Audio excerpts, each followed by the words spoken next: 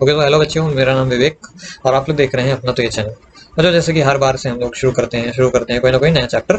वैसे ही बच्चों, आज जनरल ऑर्गेनिक केमिस्ट्री नहीं, ये है ऑर्गेनिक केमिस्ट्री, जिसके अंदर अपन लोग क्लास 11th का पहला चैप्टर पढ़ने जा रहे हैं, जिसका नाम है हाइड्रोकार्बन। ठीक है, जैसे क्लास 12 का फर्स्ट चैप्टर मैंने शुरू कर दिया था, उसी तरह क्लास 11th का ये फर्स्ट चैप्टर है और ये लास्ट भी है, क्योंकि हाइड्रोकार्बन के अलावा 11th में कोई भी ऑर्गेनिक का चैप्टर नहीं दिए गए अकॉर्डिंग टू एनसीईआरटी। ओके, तो बच्चों ये काफी बड़ा चैप्टर रहेगा, वो तो आपको वीडियो की लेंथ से ही समझ आ जाएगा। बाकी होप करेंगे कि आप लोग सारी चीजों को मतलब अच्छे से समझेंगे। बाकी हाइड्रोकार्बन कोई बड़ी चीज नहीं है।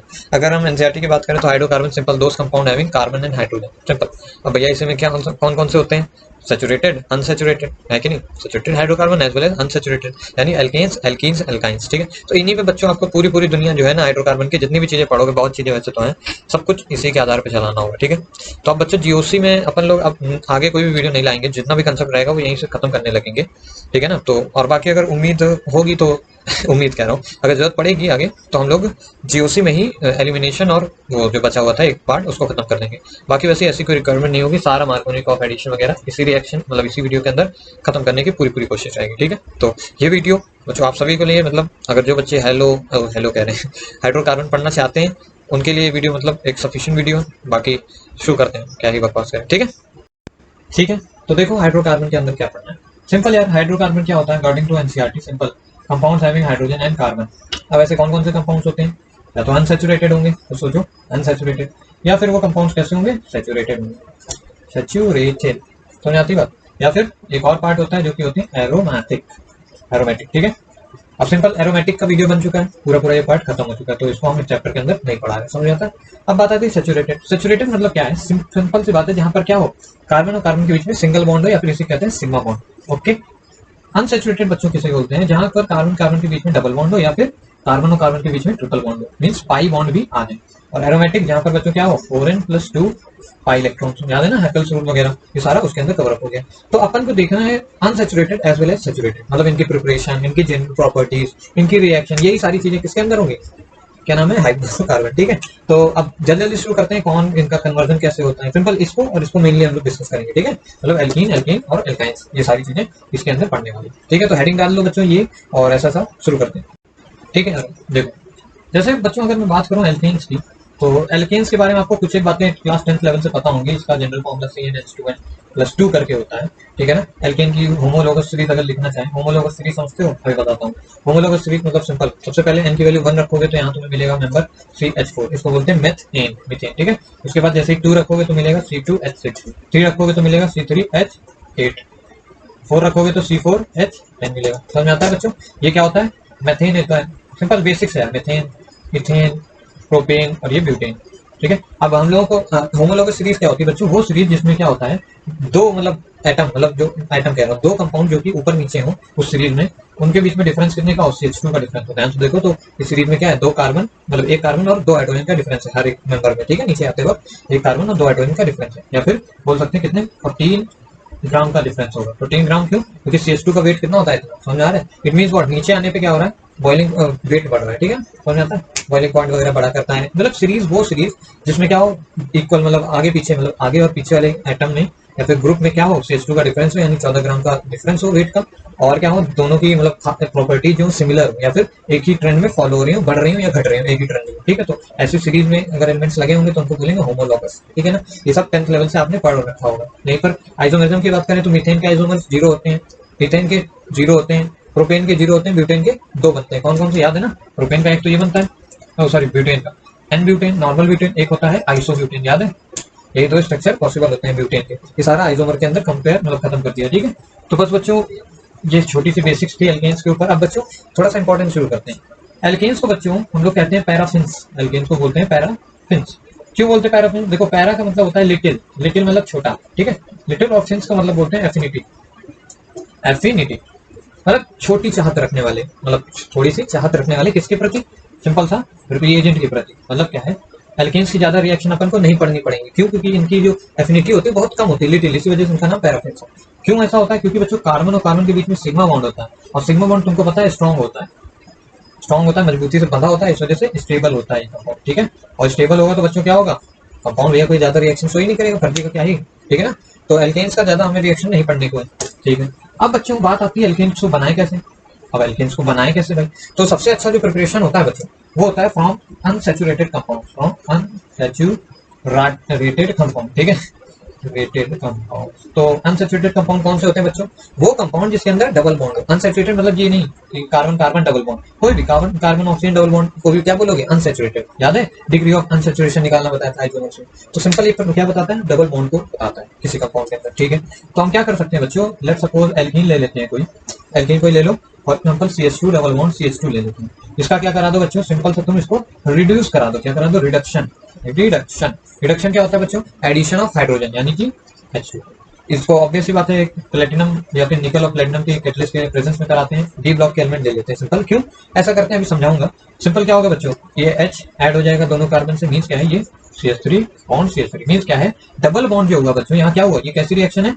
एडिशन मैकेनिज्म को फॉलो कर रहा है। समझ आती है? जीओसी में मैंने एडिशन नहीं पढ़ाया था, यहाँ बता दे रहा हूँ। एडिशन सिंपल क्या होता है बच्चों, H2 का एडिशन हो रहा है, मींस क्या है? H और H, एक कार्बन पे H गया, एक कार्बन पे H गया, और क्या बना लिया ऐसे? मींस क्या है? डबल बॉन्डेड कंपाउंड या फिर अनसैचुरेटेड कंपाउंड किसमें कन्वर्ट हो गया? Saturated through reduction. समझ आता है? ये निकल और प्लेटिनम क्या करता है बच्चों? ऐसे निकल और प्लेटिनम बच्चों ये होते हैं, ऐसे करके मान लो मेटल होगा, तो क्या करते हैं? इनमें छोटे छोटे पोर्स होते हैं, डी ब्लॉक के एलिमेंट जितने भी होते हैं उसमें छोटे छोटे पोर्स होते हैं। वो क्या करते हैं बच्चों? इस सरफेस पे हाइड्रोजन को एड्सॉर्ब करा लेते हैं। सरफेस केमिस्ट्री अगर पढ़ोगे तो आपको समझ आएगा एड्सॉर्प्शन किसे कहते हैं। मतलब सरफेस पे ही रहता है, अंदर रिएक्ट नहीं कर रहे, क्या करा? सरफेस पे ही क्या करा लिया? एड्सॉर्ब करा लिया। इसलिए तो जो कैटलिस्ट होता है वो क्या होता है? रिएक्शन में टेक पार्ट नहीं कर, मतलब रिएक्शन पार्ट टेक नहीं करता है। सिंपल क्या करता है? अपने ऊपर सरफेस एरिया प्रोवाइड करता है। मींस क्या है? ये एकदम मान लो ऐसे खांचे बने हुए, यहाँ पर हाइड्रोजन आके फंस जाता है। अगर सेम साइड से हाइड्रोजन आके फंस गए तो क्या बनेगा? सिस वाला प्रोडक्ट बनेगा। अगर अपोजिट साइड से मान लो एक हाइड्रोजन नीचे से आया, एक ऊपर से आया, तो ट्रांस भी बन सकता है। It means what? ये जो एडिशन रिएक्शन हो रही है, हमने तो चलो डायरेक्टली लिख लिया कि भैया ये बनेगा, बट बच्चों बट यहाँ पर क्या होंगे? दो प्रोडक्ट्स फॉर्म होने के चांसेस हैं। दो कौन कौन से? रेसमिक मिक्सचर, पता है ना, इन्वर्जन और रिटेंशन। मींस क्या है? ये रिएक्शन में जो प्रोडक्ट बन रहा है वो कैसा होगा? अरे स्टीरियो केमिस्ट्री उसकी होगी, मींस स्टीरियो आइसोमर्स बन रहे हैं, स्टीरियो आइसोमर्स। बात है कि ये जो तुमने लिया है ये क्या है? क्योंकि ये क्या सिमेट्रिकल है, तो यहाँ पर भैया स्टीरियो सेंटर कोई है ही नहीं। देखो दोनों हाइड्रोजन सेम है, यहाँ भी दोनों हाइड्रोजन, इस वजह से जो प्रोडक्ट बन रहा है यहाँ पर एक ही प्रोडक्ट बन रहा है। समझ रहे हो बात? अगर बच्चों यहाँ पर तुम H2 की जगह CH और यहाँ Br लगा देते तब जो प्रोडक्ट बनते दो बनते। कैसे बनते अभी दिखाऊंगा, बट इतना याद रखो एल्कीन्स का जब हाइड्रोजनेशन करते हो तो उसके बॉन्ड टूट जाते हैं और सिंगल बॉन्ड में कन्वर्ट हो जाता है। ये निकल प्लेटिनम का काम क्या होता है? सरफेस एरिया प्रोवाइड करते हैं रिएक्शन को। रिएक्शन तभी होगी जब ये होंगे प्रेजेंट। समझ में आता है? ऐसे H2 डायरेक्ट नहीं घुस जाता। क्या होता है? इसके ऊपर H2 चला जाता है और इसी के अंदर ही तो है। निकल प्लेटिनम के कैटलिस्ट के ऊपर ही तो छिड़क देते हो एल्कीन्स को, मतलब एल्कीन को डालते हैं इसके ऊपर, और जो H गैस होती है वो एब्जॉर्ब हो जाती है इसके ऊपर। एब्जॉर्ब होती तो क्या होती है? केमिकली क्या हो जाती है? इसके अंदर डिसॉल्व हो जाती है, जो कि नहीं होता है। एब्जॉर्प्शन होता है, थोड़ा सा बाहर इंटरेक्शन बन जाता है, यही इंटरेक्शन टूट जाता है, यही H यहाँ चला जाता है। समझ में आती है? ठीक है, तो अब हम लोग देखने जा रहे हैं भैया कि मेन जो मतलब अगर मान लो ये एल्कीन अभी तो हमने विदाउट स्टीरियो सेंटर वाला, विदाउट इसमें कोई भी कायरल कार्बन नहीं है, इस वजह से ऐसा आंसर एक आ गया। अगर कायरल कार्बन हो तब कैसा एडिशन होगा, सिन और एंटी वगैरह सब कुछ देखने जा रहे हैं। ठीक है, आगे चलने से पहले बच्चों एक छोटी सी चीज और इंपॉर्टेंट है जो थोड़ा सा माइंड में रखो कि हमने क्या किया, एल्कीन को अगर हमने कराया रिडक्शन तो ये बन गया एल्केन। अगर बच्चों यही चीज हम किसका करा दें, एल्काइंस का, मतलब CH ट्रिपल बॉन्ड CH ले लें, इसको क्या बोलते हैं, एसिटाइलिन बोलते हैं। ठीक है, अगर इसका भी हम लोग रिडक्शन कराएं बच्चों, सिंपल रिडक्शन क्या होता है, एडिशन ऑफ हाइड्रोजन, तो यहाँ पर क्या होगा, हाइड्रोजन ऐड हो जाएगा और ये किसमें कन्वर्ट हो जाएगा, सिंपल सा एल्केन के अंदर बन जाएगा। सिंपल पहले क्या होगा, सबसे पहले दो हाइड्रोजन ऐड हुए, मतलब एक हाइड्रोजन इधर ऐड हुआ और एक इधर ऐड हो गया, समझ में आती है, तो कैसा कंपाउंड बन गया, ऐसा करके। ठीक है, मतलब पहले तो क्या होगा, एल्काइन से एल्कीन बनेगा और फर्दर ऑक्सीडेशन मतलब हाइड्रोजनेशन अगर तगड़ा हमने रिड्यूसिंग एजेंट यूज कर लिया तो क्या बन जाएगा, ये सी सिंगल बॉन्ड सी और ये CH3 और CH3 मींस क्या बन गया, एल्कीन बन गया। समझ में आता है, छोटा सा बेसिक समझ में आ रहा होगा। मींस क्या है, एल्काइन से भी बना सकते हैं, ऐसा कुछ नहीं कि भैया ये। अब समझो यहीं पर बच्चों दो तरीके के लोग होते हैं, मतलब सवाल पूछता जाता है। ठीक है, देखो सवाल बताता हूँ, उससे पहले जान लो ये सब क्या है, ये सब कैटालिटिक हाइड्रोजनेशन है। क्यों हाइड्रोजनेशन, सिंपल मतलब है रिडक्शन से, अरे हाइड्रोजन का एडिशन ही तो होता है हाइड्रोजनेशन। और कैटालिटिक क्यों, क्योंकि कैटलिस्ट के प्रेजेंट में हो रहा है ना, विदाउट कैटलिस्ट कहाँ हो पाएगा, इसलिए इसको ये नाम दे दिया। अब बच्चों इसके क्वेश्चन पे आते हैं। देखो बच्चों इसमें क्वेश्चन जो बनता है बहुत ही सिंपल सा बनता है। जैसे मान लो एक हमने क्या ले लिया, एक एल्कीन ले ली, एल्कीन समझ आता है ना, डबल बॉन्डेड कंपाउंड एल्कीन, और एक हमने ले लिया एक सिंपल सा RC ट्रिपल बॉन्ड CR। ठीक है, ये क्या ले लिया हमने, अरे ये एल्कीन है, ये एल्काइन ले लिया। दोनों में क्या करा रहे हैं बच्चों, रिडक्शन कराया जा रहा है, और यहाँ पर भी रिडक्शन हो रहा है। तो फाइनल कंपाउंड क्या बनना है, RCH2 और CH3, यहाँ भी RCH2 और CH3। समझे बात को, जो कंपाउंड बनेगा सेम नंबर ऑफ कार्बन का एल्केन बन जाएगा। समझ में आ रहा है, एल्केन दोनों केस में बनना है क्योंकि रिडक्शन हो रहा है तगड़े से। ठीक है, अब पूछा जाता है बच्चों कि ये जो फर्स्ट रिएक्शन है, ये जो सेकंड रिएक्शन है, इनमें रेट किसका ज्यादा होगा। क्वेश्चन ऐसे पूछता है, मींस रेट ऑफ रिडक्शन किसमें ज्यादा होगा, एल्काइंस में या एल्कीन्स में, ऐसे क्वेश्चन आ गया मान लो, तो तुम क्या सोचोगे, हाँ भाई ये जो होता है ये पहले किस में कन्वर्ट होता है, एल्कीन में, और फिर फर्दर कन्वर्ट होता है इसमें। मतलब क्या है, इस रिएक्शन में एल्कीन से एल्काइन से पहले एल्कीन बना, फिर एल्कीन से ये बना, मींस 2 स्टेप है, मतलब 2 स्टेप्स है, और ये डायरेक्टली बन जाता है। इट मींस व्हाट, इसमें ज्यादा समय लगेगा और इसमें कम लगेगा। तो तुम लोग लिख के आओगे कि rate of second is greater than rate of rate of first, rate मतलब पर सेकंड कितनी जल्दी हुआ, is greater than rate of 2, ऐसा कुछ। और ये हो जाएगा बच्चों गलत। क्यों गलत हो जाएगा, देखो इसको समझाता हूँ। ऐसे सोचो यार, मान लो 2 बच्चे हैं, क्या है 2 बच्चे हैं, एक 2 बच्चे दोनों सो गए, और उनको मतलब एक बच्चे को नंबर बच्चा जो ए है, ए नंबर बच्चे को क्या करना है, सुबह उठ के 2 चैप्टर पढ़ने, क्या है 2 चैप्टर खत्म करने, और जो बी वाला बच्चा है बच्चों, उसको सुबह उठ के 1 चैप्टर खत्म करना है, ठीक है। अब कौन जल्दी चैप्टर खत्म कर लेगा, ये किस पे डिपेंड करता है कि दोनों में से कौन पहले उठा। अगर मान लो बी ए वाला क्या हुआ, सुबह 4 बजे उठ गया, तो ठीक है, ए वाला जो है वो सुबह 4 बजे उठ गया, और बी वाला क्या हुआ, सुबह 6 बजे ही उठा। तो भैया इन दोनों में से पहले कौन खत्म कर लेगा, भले इसको कम चैप्टर खत्म करने हैं, लेकिन ये इससे देरी में जगह है, तो क्या होगा, इसको टाइम ज्यादा लगेगा। मतलब ये मत सोचो कि भैया एक ही चैप्टर खत्म करना है, सिंपल एक स्टेप में जाना है, तो भाई ये टाइम से मतलब नहीं है। ये इसको 2 चैप्टर ऑब्वियसली खत्म करने थे, बट क्या हुआ, इसने जल्दी उठा, मतलब ये सो के जल्दी उठा, इस वजह से क्या होगा, ओवरऑल ए क्या होगा, जल्दी चैप्टर खत्म कर लेगा। समझ में आ रहा है कुछ कुछ। इसी तरह बच्चों यहाँ भले ही 2 स्टेप होने वाले थे और यहाँ पर एक, इसका ये मतलब नहीं है कि ये जल्दी हो जाएगा ये तेज। यहाँ पर रेट डिटरमाइनिंग स्टेप होगा, रेट डिटरमाइनिंग स्टेप मींस क्या है, एक ऐसा स्टेप होगा जो रेट को डिटरमाइन करेगा, RDS इसको बोलते हैं। सिंपल बच्चों, इसका अगर पहला स्टेप मान लो इसके पहले से बहुत जल्दी हो गया, समझ रहे हो, इसका पहला स्टेप मान लो बहुत जल्दी हो गया, और जो दूसरा स्टेप का टाइम है उसने इस वाले स्टेप के पूरे टाइम को कम कर लिया। मतलब समझो हुआ क्यों ऐसा, देखो इसको इसलिए बताता हूँ। यहाँ पर क्या है, यहाँ पर हाइब्रिडाइजेशन निकालोगे तो ये क्या आ जाएगा, SP और ये SP आ जाएगा। भैया एक सिग्मा बॉन्ड है कि नहीं, और नहीं 2 सिग्मा बॉन्ड, एक इधर से एक इधर से, बाकी तो पाई है ना, तो sp ज्योमेट्री इसलिए sp, और यहाँ पर जब तुम देखोगे तो sp2 आएगा, और यहाँ पर भी sp2 आएगा। ध्यान से देखो यार, समझ में आ जाएगा, ठीक है ना। तो यहाँ sp2 ज्योमेट्री, तो होगा क्या बच्चों, क्योंकि ये क्या है बच्चों, sp ज्योमेट्री है ना, ठीक है। तो यहाँ पर क्या है बच्चों, कम स्टेरिक हिंड्रेंस है, H2 जो आ रहा होगा H2, भैया दोनों केस में H2 को क्या करना है, ऐड होना है। यहाँ पर लीनियर फैक्टर है, लीनियर मतलब सिंपल मान लो ये हाथ खोल के ऐसे, मतलब लीनियरली हाथ खोल के खड़ा हुआ है, लीनियर, तो इसमें क्या है, ग्रुप्स मतलब ऐसे ही एकदम लाइन में अटैच्ड है, तो H2 को आने के लिए ज्यादा मतलब हिंड्रेंस नहीं होगा। क्या होगा, स्टेरिक हिंड्रेंस जो है SH, स्टेरिक हिंड्रेंस बहुत कम है। स्टेरिक हिंड्रेंस मतलब सिंपल ये है कि भैया R है, R के कुछ इलेक्ट्रॉन्स होंगे, वो इलेक्ट्रॉन H के इलेक्ट्रॉन्स को रिपेल करेंगे ना, मींस हिंडर करेंगे, बट चूंकि ये एकदम लाइन में खड़ा है तो H2 आराम से आके, मतलब स्टेरिक हिंड्रेंस काफी कम होगा इस केस में। क्यों, क्योंकि लीनियर होती है ज्योमेट्री। तुम्हें पता है ये ट्रायंगुलर प्लेनर होती है, मींस क्या है, ट्रायंगल शेप में 2 ऐसे मतलब ये जो चीजें हैं ये इस तरीके से ना होके ये कैसे बना है, ये ऐसे H इधर बना है, R इधर बना है, ये डबल बॉन्ड ऐसे है, ये H इधर है, ये मतलब यहाँ पर हाइड्रोजन जब आएगा ना इस केस में H2, तो यहाँ पर उसको क्या होगा, बड़े बड़े ग्रुप्स, मतलब क्या पता सामने लगे हो, पास में हो, मींस क्या है, उसको स्टेरिक हिंड्रेंस ज्यादा होगा। समझ रहे हो बात, जो मैं बताना सिंपल ये चाह रहा हूँ कि जो सेकंड वाली रिएक्शन है इसका रेट क्या होगा बच्चों, ज्यादा होगा फर्स्ट वाले से। क्यों, स्टेरिक हिंड्रेंस का एक फैक्टर है। मींस समझ रहे हो, तुम्हें लग रहा था कि 2 स्टेप में होनी है रिएक्शन, देरी में होगी, बट तेज होगी। क्यों, क्योंकि भैया ये sp हाइब्रिडाइजेशन है जिसकी वजह से स्टेरिक हिंड्रेंस कम है, H2 डायरेक्टली आके ऐड हो जाएगा, तुरंत ही बना देगा।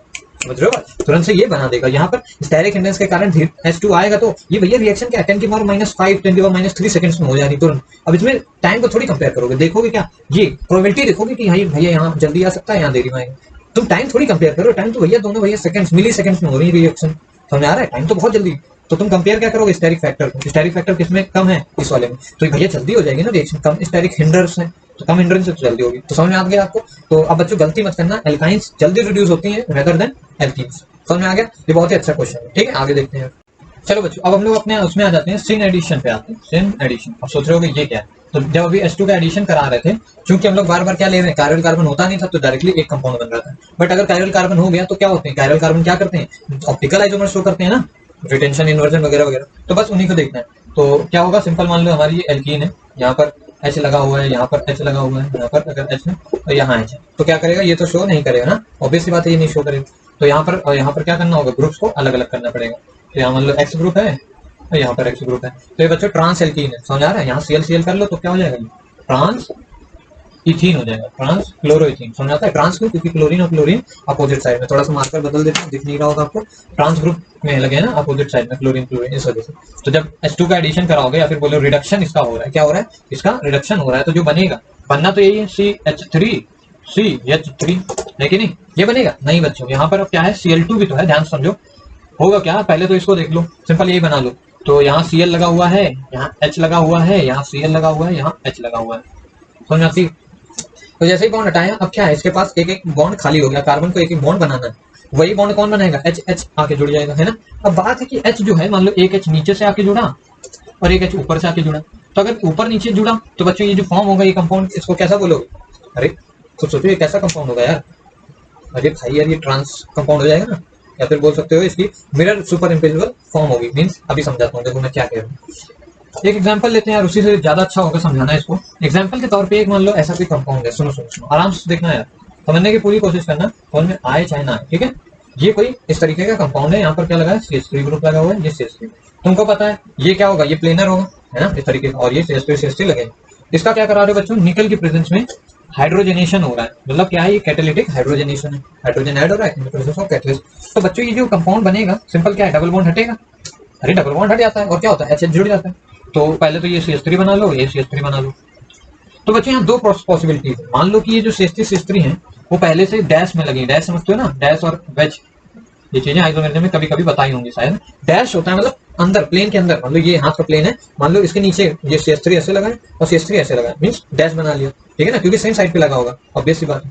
तो H जो आएगा वो क्या हो सकता है, या तो H जो आए वो क्या हो रहा है, डैश में लग जाए, दोनों के कुछ समझो। H जो आया है वो क्या लग गया, डैश में लग गया, मतलब क्या है, सिंपल देखो समझो, CH3 नीचे लगा है और जो H आया है बच्चों वो ऊपर से आके ऐसे अटैच हो गया, समझ में आ रही, CH3 नीचे और H ऊपर आ गया, ठीक है, ऐसा ऐसा करके दोनों केस में।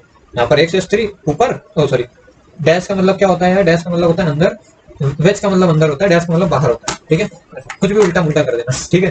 तो होगा क्या कि यहाँ पर बच्चों होगा क्या, यहाँ GI शो कर सकता है भाई, यहाँ पर क्या है, दो ऑप्टिकल सेंटर है, देखो यहाँ पर इस कार्बन और इस कार्बन को देखो, एक पे हाइड्रोजन लगा है, एक पे CH3 लगा है, एक ये पूरा ग्रुप लगा है, एक इधर से पूरा ग्रुप लगा है, चारों तरफ कार्बन के चारों ओर क्या है बच्चों, अलग अलग ग्रुप लगे हुए हैं। इस कार्बन को देखो ध्यान से, ये कार्बन तो कायरल नहीं है क्योंकि इसमें दो दो हाइड्रोजन है, यहाँ सब में क्या है, दो हाइड्रोजन है जो कि सेम ग्रुप है, जिसकी वजह से कायरल नहीं है। बट क्या है, ये दोनों कार्बन कायरल है बच्चों, इसकी वजह से क्या शो कर सकता है, ये ज्योमेट्रिकल आइसोमेरिज्म सिस्टम बना सकता है, या फिर कैसे ऑप्टिकल आइसोमेरिज्म रिटेंशन वगैरह। बट क्या है बच्चों, इस कंपाउंड में प्लेन ऑफ सिमेट्री है, ध्यान से देखो, इस प्लेन के अबाउट अगर तुम चाहो तो इसको ऐसे इक्वल काट सकती हो, मींस क्या है, इस प्लेन के अबाउट इसका जो है ये सिमेट्रिकल है, देखो नीचे भी H और CH3, ऊपर भी H और CH3, ऊपर भी इतने रिंग का पार्ट, नीचे भी, मींस क्या है, अगर कभी भी हमने कभी शायद बताया नहीं, अगर कोई कंपाउंड कायरल है तो ऑप्टिकल आइसोमर शो करेगा, ये तो कंडीशन है। बट अगर कोई कंपाउंड कायरल है, या फिर बोले अगर कोई कंपाउंड प्लेन ऑफ सिमेट्री या कोई भी तरीके की सिमेट्री है, एंगल ऑफ सिमेट्री मतलब किसी एंगल से कट के मतलब इक्वल इक्वल लग रहा हो, या प्लेन ऑफ सिमेट्री हो, तो ऐसे कंपाउंड बच्चों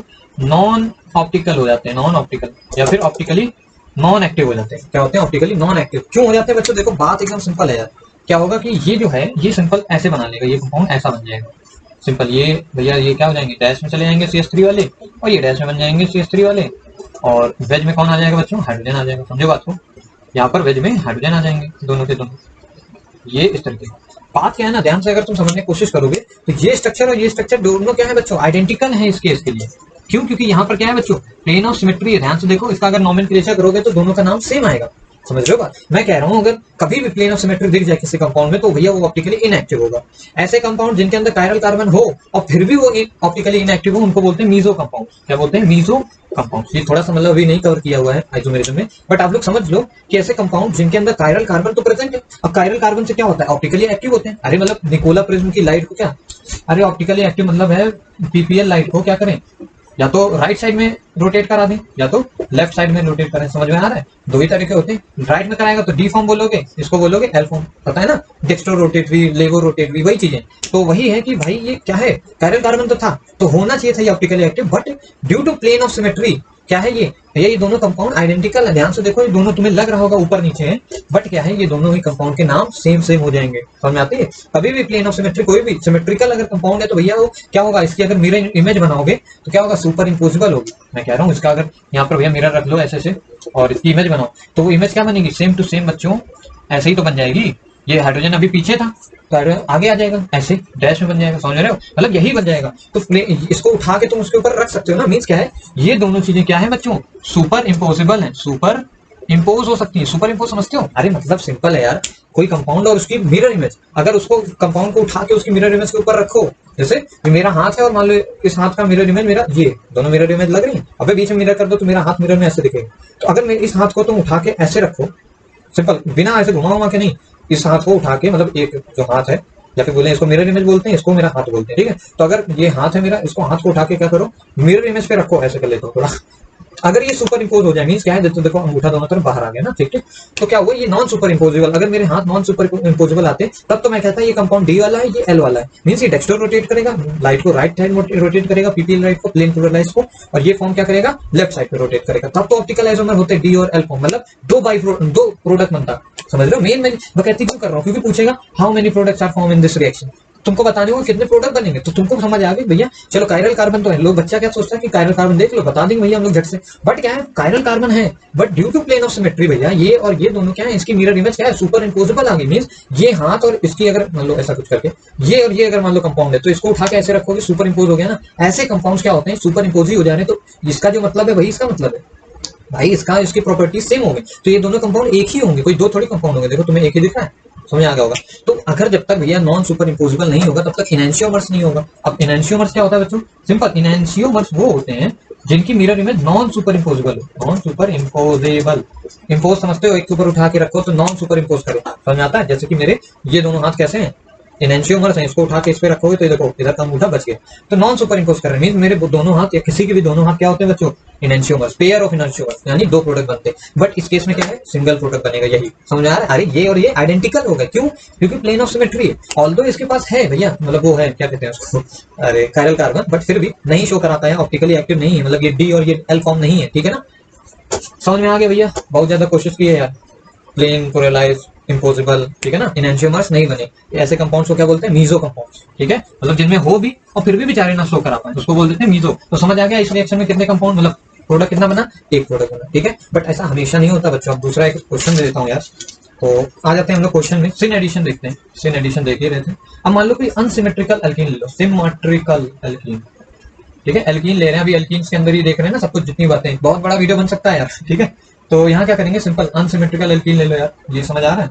यहाँ मान लो CH3, यहाँ CH3, यहाँ पर C2H5, यहाँ पर फिनाइल ग्रुप, मजा आ जाएगी। लेकिन सब कुछ देख के यहाँ पर क्या करा दिया तुमने, इसका हाइड्रोजनेशन करा दिया। पूछा जा रहा है बताओ कितने कंपाउंड्स बनेंगे, सिंपल ये क्वेश्चन बनता है। बहुत क्वेश्चन है, एक दो नहीं, बहुत सारे क्वेश्चन ऐसे बच्चे लोग कर नहीं पाते हैं। तो देखो होगा क्या, सिन एडिशन का बच्चों मतलब सिंपल ये है, जहां जगह मिले, सिंपल इसको लिख लो, जहां जगह मिले वहां जोड़ दो, वहां जोड़ दो। देखो अभी इसको समझ आ जाएगा आपको कि जहां जगह मिले वहां जोड़ दो, इसका मतलब क्या है।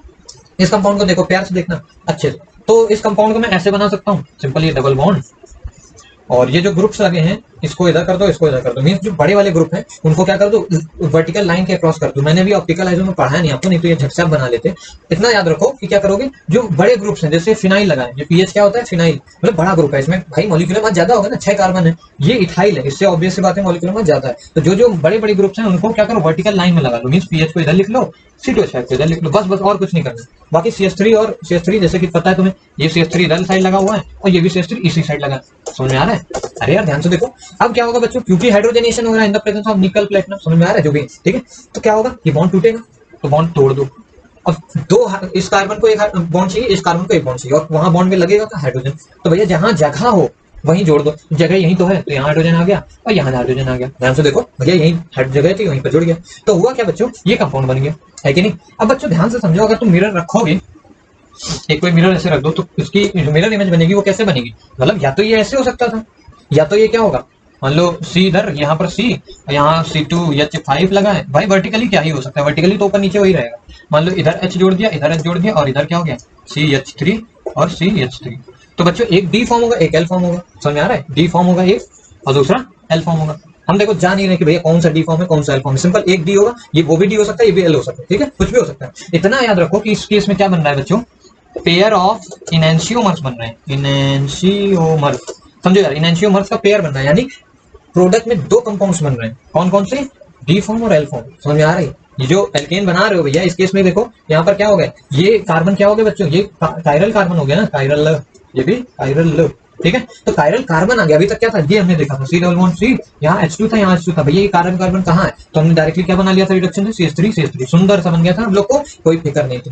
बट बच्चों अगर मान लो ये कायरल कार्बन आ जाए, एल्कीन कैसी हो, अनसिमेट्रिकल हो, अनसिमेट्रिकल समझते हो, अनसिमेट्रिकल है, इसी वजह से तो यहाँ पर प्लेन ऑफ सिमेट्री देखो ऐसे काटोगे तो चलो हाँ यहाँ तक तो प्लेन ऑफ सिमेट्री दिख रही थी, लेकिन ऊपर फिनाइल ग्रुप लगा है, नीचे ये ग्रुप। अगर सिमेट्री होती यहाँ पे फिनाइल ही होता बच्चों तो फिर से ये मीजो कंपाउंड हो जाता। मीन्स क्या है, अभी क्या है देखो, अभी क्या करोगे, अगर तुम इसको उठाओ, क्या करो, ऐसे प्लेन से बाहर निकालो और इसके ऊपर चिपका दो, मतलब क्या है, इस पूरे को ऐसे उठाओ और ऐसे ले जाके ऐसे चिपका दो, तो ये CH3 और ये H आएगा, मतलब इस साइड दोनों। मीन्स क्या है, ये दोनों सुपर इम्पोज नहीं करेंगे, मेरे हाथ की तरह। जैसे अगर मान लो हाथ ऐसे उठाया, ऐसे ही उठाना, इसी तरह जाके चिपकाया, तो ये अंगूठा अंगूठा बच जाएगा, कुछ ना कुछ इनका पोर्शन बच जाएगा। It means non super imposable दो स्ट्रक्चर आ गए। मीन्स इसका एक अलग एग्जिस्टेंस होगा, इसका एक अलग एग्जिस्टेंस होगा, मतलब इसकी प्रॉपर्टीज अलग, इसकी अलग। अगर सेम ही हो जाता तो भैया ये वही है, वही ये भी, तो एक ही बोलोगे प्रोडक्ट के भैया खूब सारे बनाओगे। समझ आ रहा है? अरे सिंपल स्ट्रक्चर तुम ऊपर नीचे करके बना देते हैं अगर सेम सेम होता। समझ में आ गया ना? ठीक है, तो पेयर ऑफ एनहांसियमर बने, यानी इस केस में प्रोडक्ट कितने बने, दो प्रोडक्ट बने। समझ में आता है? एक डी फॉर्म एक एल फॉर्म, यानी एक राइट साइड में रोटेट करेगा प्लेन पोलराइज्ड लाइट को, एक लेफ्ट साइड में। समझ में आता है? इतना बेसिक्स है। तो बच्चों ये चीज आप लिख भी सकते हो, in case of unsymmetrical alkene अगर सिन एडिशन हो। समझ में आ रहा है? इन केस ऑफ अनसिमेट्रिकल अगर सिन एडिशन हो, ठीक है ना, तो क्या बनेगा बच्चों, सिंपल हमेशा क्या बनेगा, पेयर ऑफ एनहांसियमर, पेयर ऑफ इनहांसियमर, ठीक है ना। बाकी तुम्हें पता होना चाहिए कैसे हम लोग कर रहे हैं। समझ में आ रहा है? सिंपल क्या किया, पहले इसको ऐसे बनाया, सही से, फिर डबल बॉन्ड हटा, ठीक है। एक एग्जांपल और लेते हैं, ये चीज लिख लेना, अनसिमेट्रिकल एल्कीन में अगर सिन एडिशन, सिन समझ रहे हो, दोनों सेम साइड से ये कार्बन का अटैच हुआ, ऐसा मैं नहीं कह रहा हूँ, ठीक है, ऐसा नहीं कह रहा हूँ कि दोनों साइड से कार्बन अटैच है, इस वजह से सिन एडिशन। सिंपल बोला, जहां जगह मिले वहां जोड़ दो, इसको बोलते हैं सिन एडिशन। समझ में आती है बात बच्चों? ये नहीं कह रहा हूँ सेम साइड से, बोलने को बोल सकते हो इस पर्टिकुलर केस में, बट हर केस में ऐसा हो जरूरी नहीं। तो याद रखो, जहां जगह मिले वहां जोड़ दो। Okay, clear? अब दूसरा एग्जांपल देखते हैं। अब दूसरे नंबर के एग्जांपल पे सिंपल सा ये एल्कीन दी हुई है, ये सिमेट्रिकल है कि अनसिमेट्रिकल?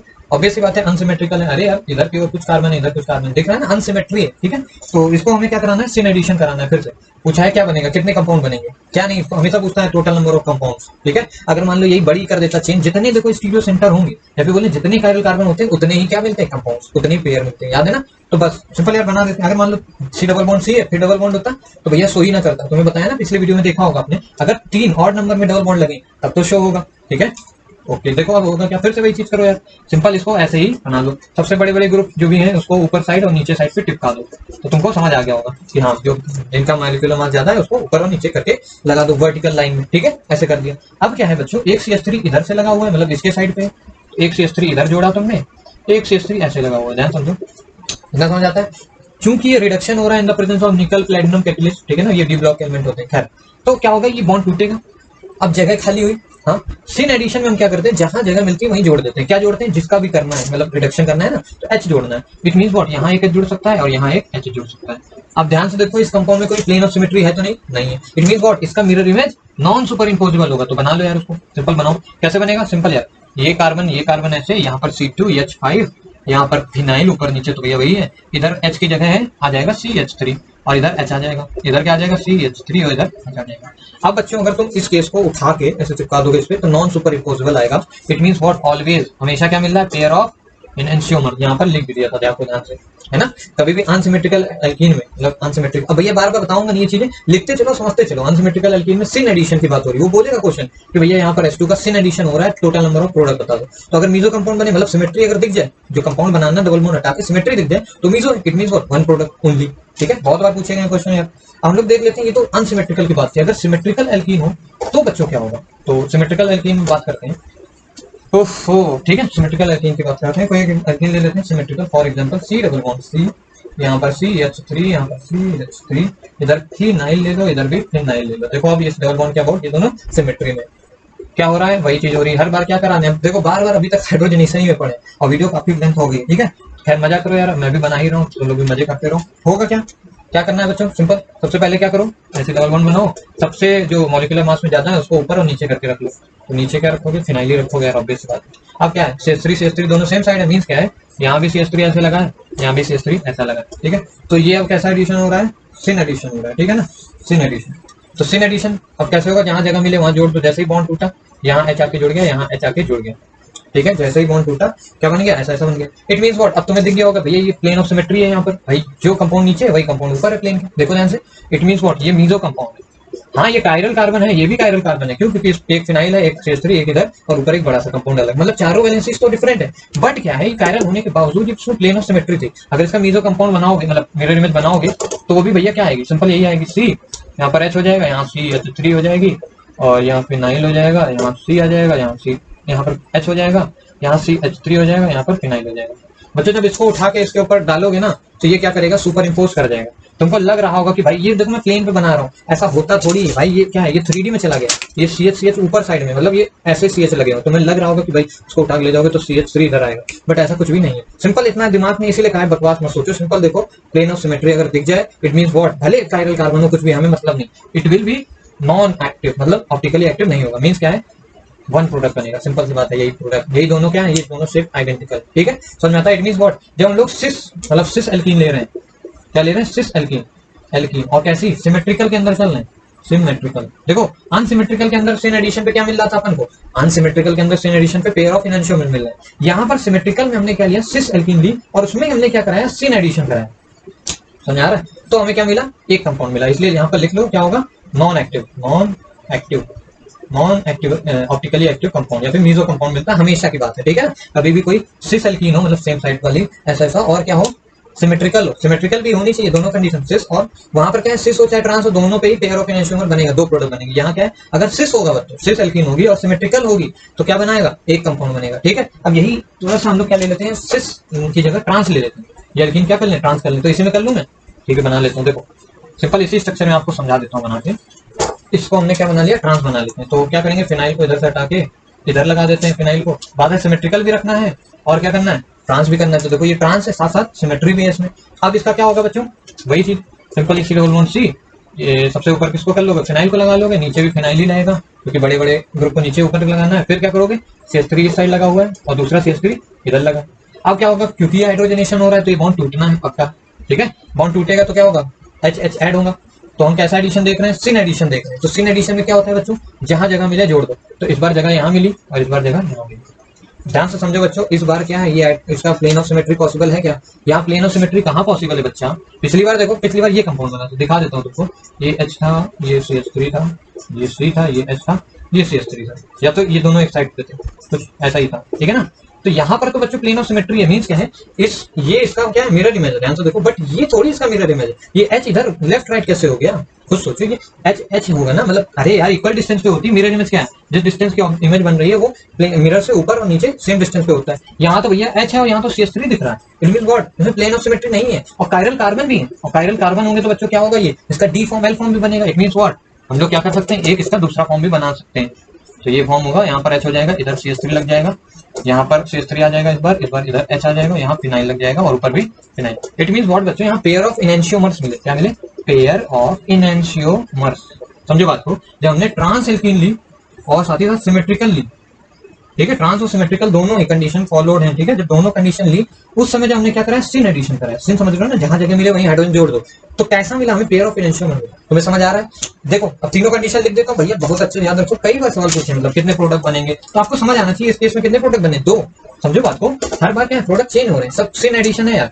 तो सबसे पहले अनसिमेट्रिकल हो, फिर चाहे सिस हो या ट्रांस एल्कीन हो, क्या है, सब एल्कीन की बात कर रहे हैं, सिस हो चाहे ट्रांस हो, अगर अनसिमेट्रिकल है तो क्या मिलेगा, पेयर ऑफ इनैंशियोमर। ठीक है ना, इनैंशियोमर बकवास नहीं लिख रहा हूँ। अगर सिमेट्रिकल है बच्चों तो दो कंडीशन बनेगी, या तो सिस हो या तो ट्रांस हो। तो तुम्हें पता चल गया ट्रांस वाले के लिए पेयर ऑफ इनैंशियोमर आ रहा है सिन एडिशन पे। कौन सा एडिशन देख रहे हैं, सिन एडिशन, दोनों ही केस में सिन एडिशन। ठीक है ना, दोनों केस में कौन सा एडिशन देख रहे हैं, सिन। एंटी एडिशन नहीं देख रहे, मींस क्या है, जहां जगह मिल रही वहीं जोड़ दे रहे। सिन का मतलब ये, सेम साइड मत सोचना भी। ठीक है, ट्रांस में क्या होता है बच्चों, पेयर ऑफ इनैंशियोमर मिल रहा है, पेयर ऑफ इनैंशियोमर। और सिस वाले केस में जब सिस है वो सिमेट्रिकल है, साथ ही साथ हमें मीजो कंपाउंड मिल रहा है, मींस क्या है, सिंपल सा एक प्रोडक्ट मिल रहा है। इस केस में दो प्रोडक्ट मिले, इस केस में दो, क्योंकि हमने ऐसे एल्कीन ली थी कि दो प्रोडक्ट मिल रहे। ठीक है, क्योंकि दो ही उसमें क्या था, स्टीरियो सेंटर थे तो दो मिल रहे थे।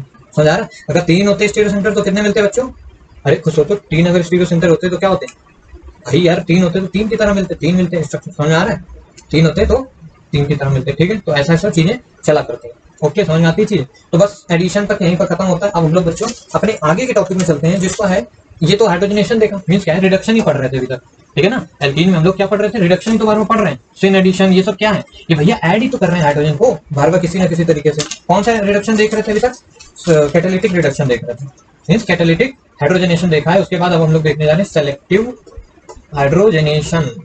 अब देखो इसका क्या मतलब है, सेलेक्टिव मतलब स्पेसिफाइड है कि कोई सेलेक्टेड जगह पे होगा। जैसे अगर मान लो मैं ये मॉलिक्यूल दे दूं CH3CH double bond CH2 single bond CH double bond CH2, hydrogen का चिंता मत करना, और दूसरी जगह दे दूं, मान लो ऐसे कर दूं कि 1 मोल ऑफ H2 गैस से क्या कर रहे हो, रिएक्शन कर रहे हो, 1 मोल ऑफ H2 के साथ रिडक्शन हो रहा है इसका। ये क्या है, एल्कीन है, और ये भी कितनी प्रेजेंट है, 1 मोल ही है, ठीक है।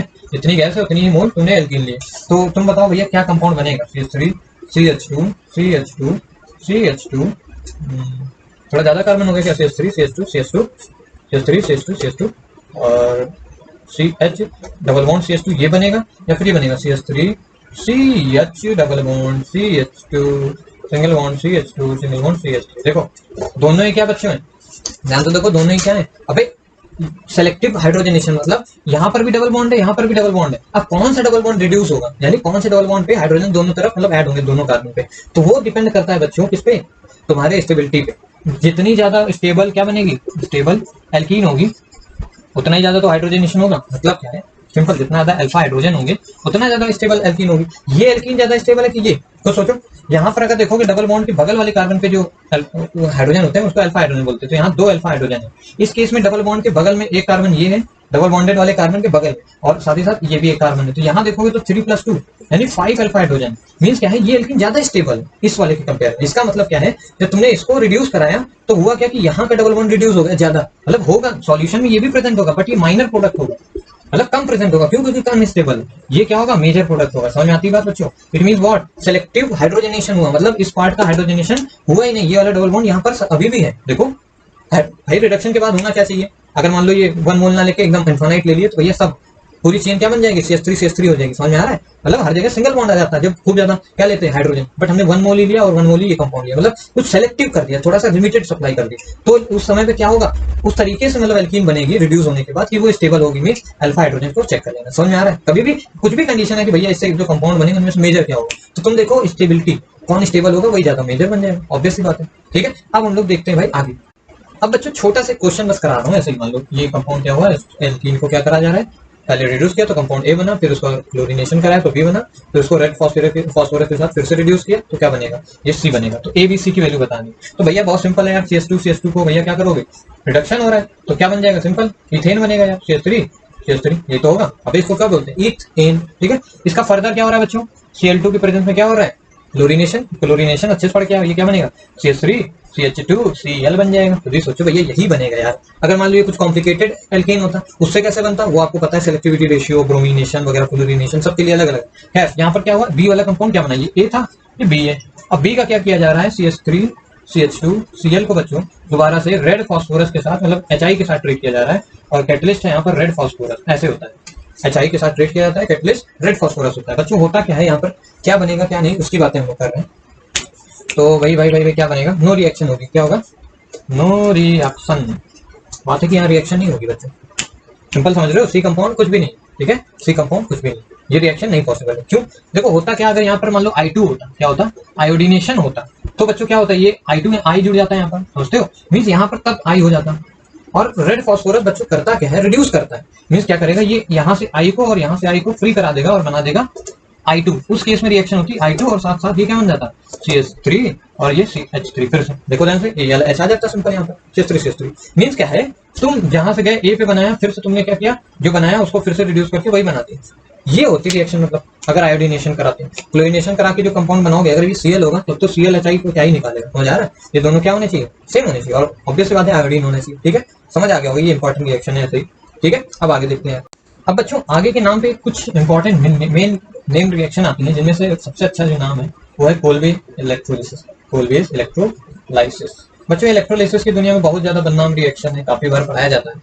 किसकी रिएक्शन है, देखो इससे भी हम लोग क्या बनाते हैं, एल्केन ही बनाते हैं। ये क्या है, method of preparation of alkanes के अंदर आ रहा है। अभी हम लोग क्या देख रहे हैं, एल्केन्स को बनाना देख रहे हैं। जैसे हमने कैसा पहले में जितने भी सारी ट्रांस वगैरह कर क्या रहे थे, एल्केन ही तो बना रहे थे, या सिंगल बॉन्डेड कंपाउंड बन रहा है ना, तो इससे भी हम क्या करेंगे, एल्केन का ही फॉर्मेशन करेंगे।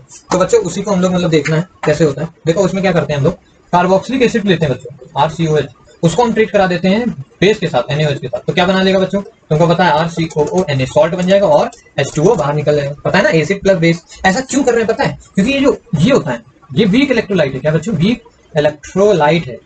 मींस क्या है, इलेक्ट्रोलाइट समझते हो ना, जो भैया कैथोड एनोड की तरफ रिएक्ट करेंगे या फिर मूव करने वाले, तो वीक होगा तो मूव नहीं करेगा। और हमको करानी क्या है, इलेक्ट्रोलाइसिस।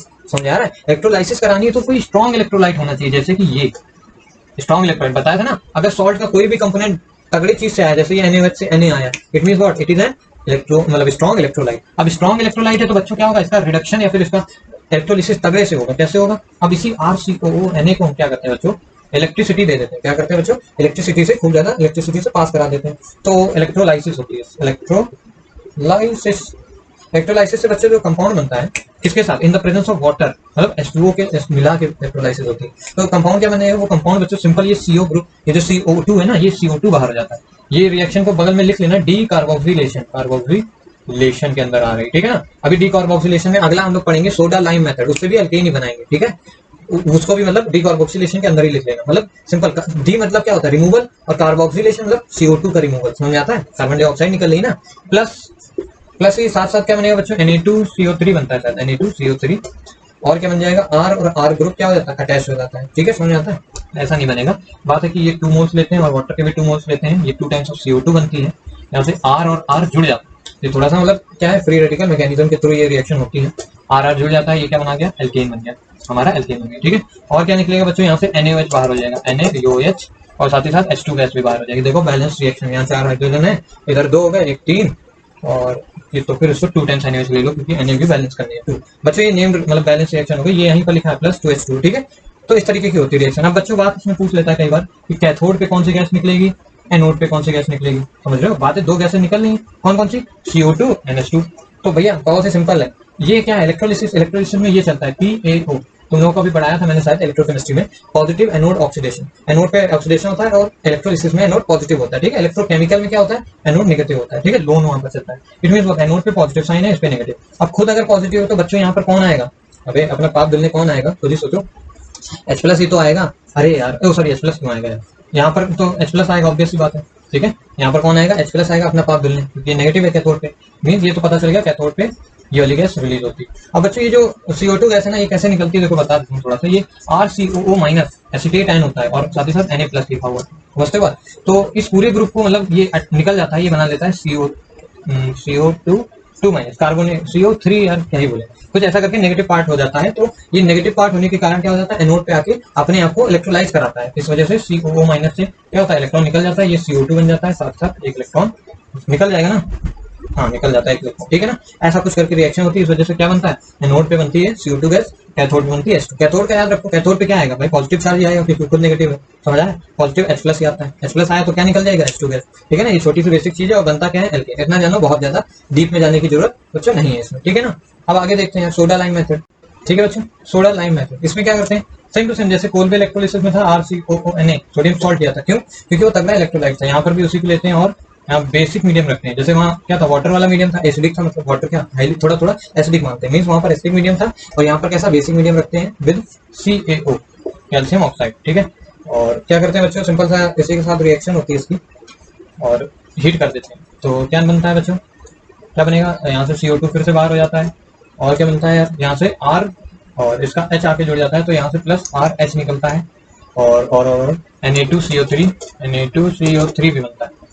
बात को समझो, यहाँ पर क्या था, यहाँ तुमने कितने कार्बन की चेन ली थी बच्चों, यहाँ तुमने R और COO मतलब क्या था, यहाँ पर R और C, R+1 मतलब R में जो कार्बन थे +1 इतने कार्बन थे। यहाँ पर जो हेलो मतलब जो तुम्हारा एल्केन बन रहा है बच्चों, उसमें कार्बन R ही है, मीन्स क्या है, यहाँ पर एक कार्बन जाते हुए कम हो गया, यहाँ से यहाँ जाते हुए एक कार्बन कम हो गया। ये बच्चों एसेंट ऑफ रिएक्शन का एक एग्जांपल है, ब्यूटीफुल सा। जैसे पिछली वीडियो में मैंने बताया था आपको हंस डिकर रिएक्शन, जिसमें सोडियम का मतलब सिल्वर का एसिटेट लिया था ना, C3COG, देख लेना यार, कुछ ही रिएक्शन है जहाँ पर एसेंट होता है, मतलब क्या है, सिंपल एक कम हो जाता है, मीन्स सिंपल एक कार्बन कम हो जाता है, ठीक है। तो क्या बन गया, एसेंट ऑफ रिएक्शन से हमने क्या बना लिया यार, सिंपल क्या बनाया, अरे यार इसको क्या बोलते हैं, एल्केन बोलते हैं, ठीक है। तो ये भी सोडा लाइम मेथड है, क्या, प्रिपरेशन ऑफ एल्केन।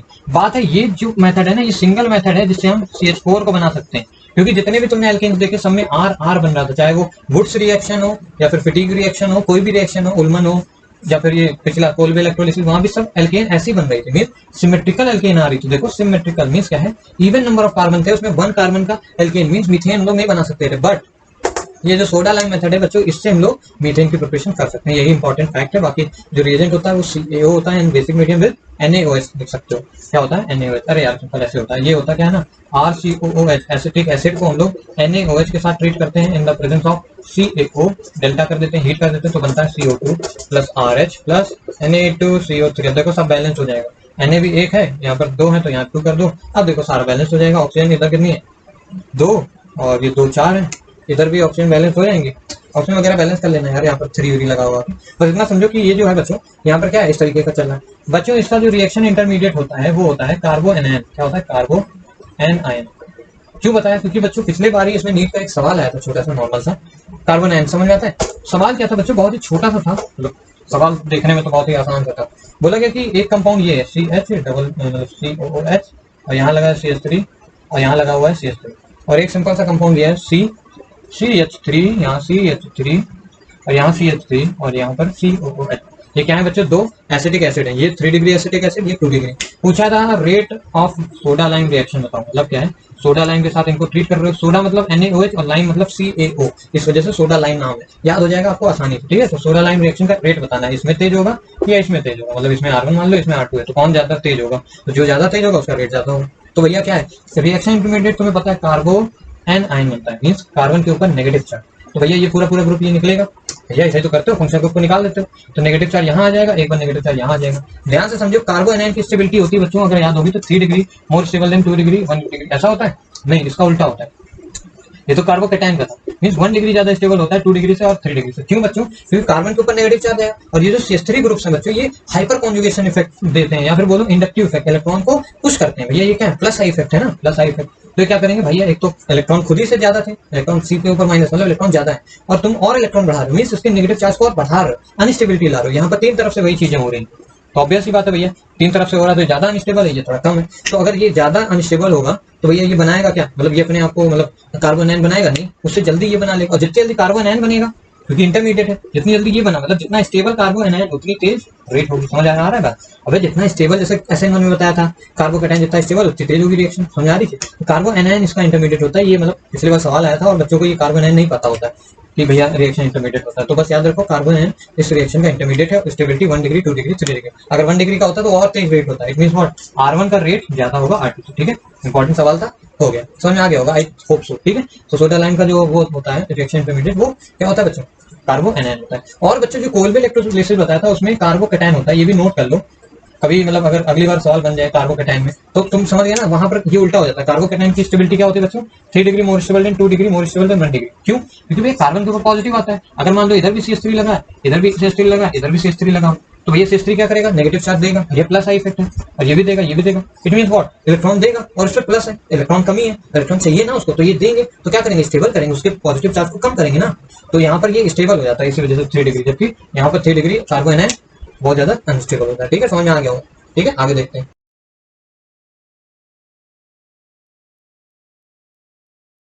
अभी तक बच्चों ने, हम लोगों ने क्या क्या कर लिया उसको पहले रिकैप कर लिया। सबसे पहले रिडक्शन कराया, किसका? रिडक्शन ऑफ एल्कीन देखा। हम लोग कर क्या रहे थे? प्रिपेयर कर रहे थे, हेलो मतलब उसको प्रिपेयर कर रहे थे एल्कीन्स को। अभी एल्कीन ही पढ़ रहे हैं, सोचो इतनी देरी हो गई, एल्कीन ही खत्म नहीं हुआ। प्रिपरेशन पढ़ रहे हैं जिसके अंदर हमने रिडक्शन कराया एल्कीन्स को, फिर रिडक्शन कराया एल्काइंस को, याद है ना? एल्काइंस का भी रिडक्शन देखा, सेलेक्टिव हाइड्रोजनेशन वगैरह वगैरह, सिन एंटी वगैरह एडिशन सब। उसके बाद हमने देखने लगे थे COOH से कैसे बनाए, मतलब कार्बोक्सिलिक से कैसे बनाए। उनमें हमने 2 देखा, कोलबे देख लिया और सोडा लाइम मेथड देख लिया। सोडा लाइम की खासियत ये थी कि इससे हम CH4 भी बना सकते हैं, और बाकी इन जितने में से भी हम लोग बना रहे थे उसमें सबसे क्या बन रहा था? सिमेट्रिकल या फिर अनसिमेट्रिकल। ठीक है ना, समझ आता है? इससे हम लोग मीथेन बना सकते हैं, बाकी किसी मेथड से मीथेन की प्रिपरेशन नहीं हो सकती। इतना कुछ पढ़ लिया, ठीक है ना? काफी कम पढ़ा अगर देखा जाए तो। ठीक है, अब बच्चे जो हम लोग देखने जा रहे हैं, हम लोग देखेंगे कीटोन और एसीटोन, या फिर बोले कीटोन और एल्डिहाइड से कैसे बनाते हैं फॉर्मेशन। तो बस छोटी छोटी 2 नेम रिएक्शन है, वुल्फ किश्नर और क्लेमेंसन रिडक्शन। बच्चों बहुत ही इंपॉर्टेंट है, ये 12th में भी दिया हुआ है क्लेमेंसन रिडक्शन। ये 10th में भी, मतलब 12th में भी है, साथ ही साथ 11th में भी है। 12th में ये चैप्टर है अल्कोहल फिनोल ईथर के अंदर दिया हुआ। तो होता क्या बच्चों, मान लो कोई क्या है एल्डिहाइड ग्रुप है, C बॉन्ड OH, ये R ग्रुप, इसका क्या होता है बच्चों? रिडक्शन हो। ऑब्वियस सी बात है, रिड्यूस करोगे इसको, भाई क्या होता है? रिड्यूस होगी तो देगा सिंगल बॉन्ड। तो सिंपल इसको देखो, ऐसे देख सकते हो, ये C है, ये डबल बॉन्ड O है, ये H लगा हुआ है, ये R लगा हुआ है। इसका रिडक्शन होता है बच्चों in the presence of zinc एमेलगम, मतलब जिंक और Hg का एमेलगम होता है इन कंसंट्रेटेड HCl सॉल्यूशन। हो जाता है, ये एसिडिक मीडियम रखते हैं, कंसंट्रेटेड HCl यानी एसिडिक मीडियम। होता क्या है? कुछ भी नहीं, ज्यादा कुछ भी नहीं, ये डबल बॉन्ड हट के यहाँ पर, ओ सॉरी क्या ही बना देता हूँ, यहाँ सिंपल सा ये R हो जाएगा, ये R हो जाएगा, यहाँ पर अरे यार यहाँ CH2 आ जाएगा। ठीक है, मतलब क्या है? डबल बॉन्ड हटा और 2 हाइड्रोजन जुड़ गए, रिडक्शन हो रहा है ना। ये क्या है? दोनों ही क्या है बच्चों?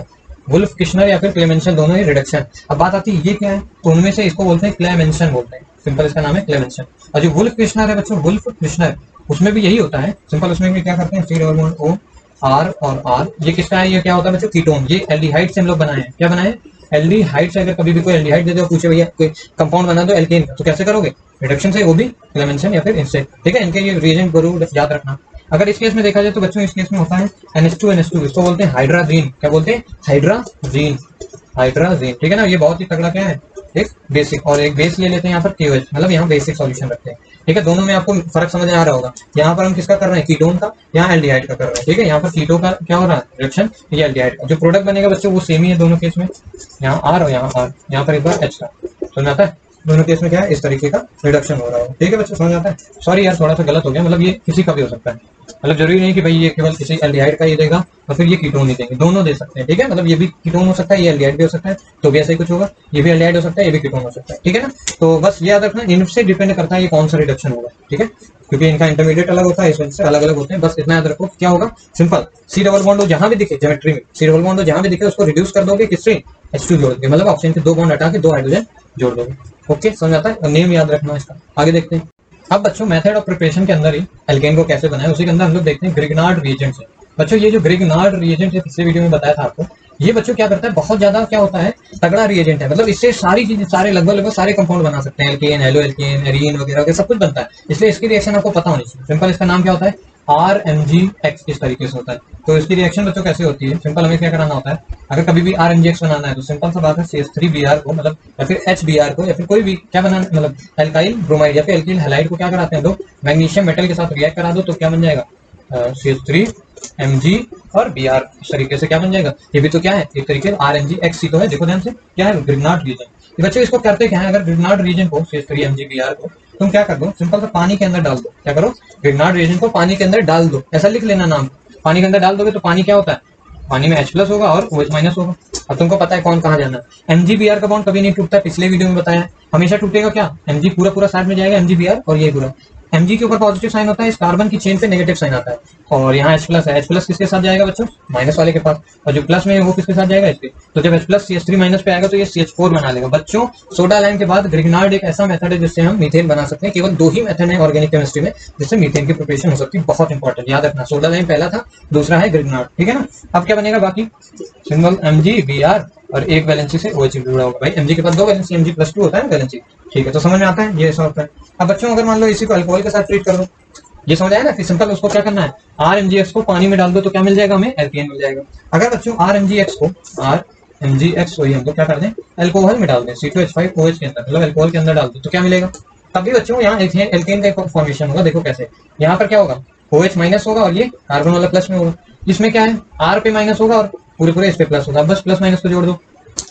थोड़ा सा गलत हो गया क्या यार? थोड़ा सा गलत हो गया। ये देखो ऐसे होता है, ये पूरे C2H5OH में एक बार वीडियो में बताया था मैंने, न्यूक्लियोफाइल के वीडियो में। यहाँ पर H+ होगा और O पे पूरा, ये मतलब O एल्कोक्सी, ये पूरा ग्रुप क्या है? एल्कोक्सी है, एल्कोक्सी, और उस पे नेगेटिव चार्ज। अब समझ लो कि R- किसके पास जाएगा? H+ के पास, तो क्या बना लेगा? RH बना लेगा, RH+, ठीक है ना। और क्या बन जाएगा? Mg, एक तो X लगा हुआ है वो हमेशा लगा रहेगा, साथ ही साथ C2H5 और जुड़ जाएगा। समझ में आती है बात? समझ में आता है बच्चों? एकदम क्लियर है यार। क्या बनाया? सिंपल एल्केन बना लिया। तो यहाँ से भी हम मीथेन बना सकते हैं, समझ में आती है? मतलब ग्रिग्नार्ड रिएजेंट के थ्रू ही तो हो रहा है। कभी इसको पानी में डाल दो तो बनाएगा, कभी इसको क्या कर दो, वाटर के अंदर, मतलब इथेनॉल के अंदर डाल दो तो भी ये फॉर्मेशन करेगा। इतनी चीजें क्लियर है बच्चों, बहुत ही इजी वे में समझ आ रहा होगा, ठीक है। सिंपल यार, ये समझो MgX का बॉन्ड नहीं टूटेगा। पिछला वीडियो देख लेना अगर ये कंफ्यूजन हो रही भैया इसमें कैसा क्या सब चल रहा है, ठीक है। पिछला वीडियो इसलिए देख के आना, उसमें सब कुछ अच्छे बताया हुआ है ग्रिग्नार्ड के बाद। अगर बच्चों इसी को क्या करा दो, ग्रिग्नार्ड रीजन को तुम जैसे फॉर एग्जांपल ले ही लो कोई एग्जांपल, CH3Mg Br, इसको तुम अगर बच्चों क्या करते हो, अमोनिया के साथ ट्रीट करते हो, NH3 के साथ,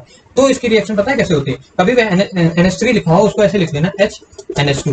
बात है कि H इसमें प्लस होता है और ये माइनस में होता है, समझ रहे हो? अरे ग्रिग्नार्ड रिएजेंट के साथ रिएक्शन कभी भी कोई भी लिखनी हो, तुम सिंपल उनमें प्लस माइनस दर्शा लो और जोड़ दो, हमेशा जुड़ जाता है। क्यों? क्योंकि ये लगभग आयनिक की तरह बिहेव करता है, इसलिए प्लस माइनस करके जोड़ देते हो। ऑर्गेनिक नहीं है, ये तो कोवेलेंट बॉन्ड बनाते, कार्बोकैटायन वगैरह सब देखते।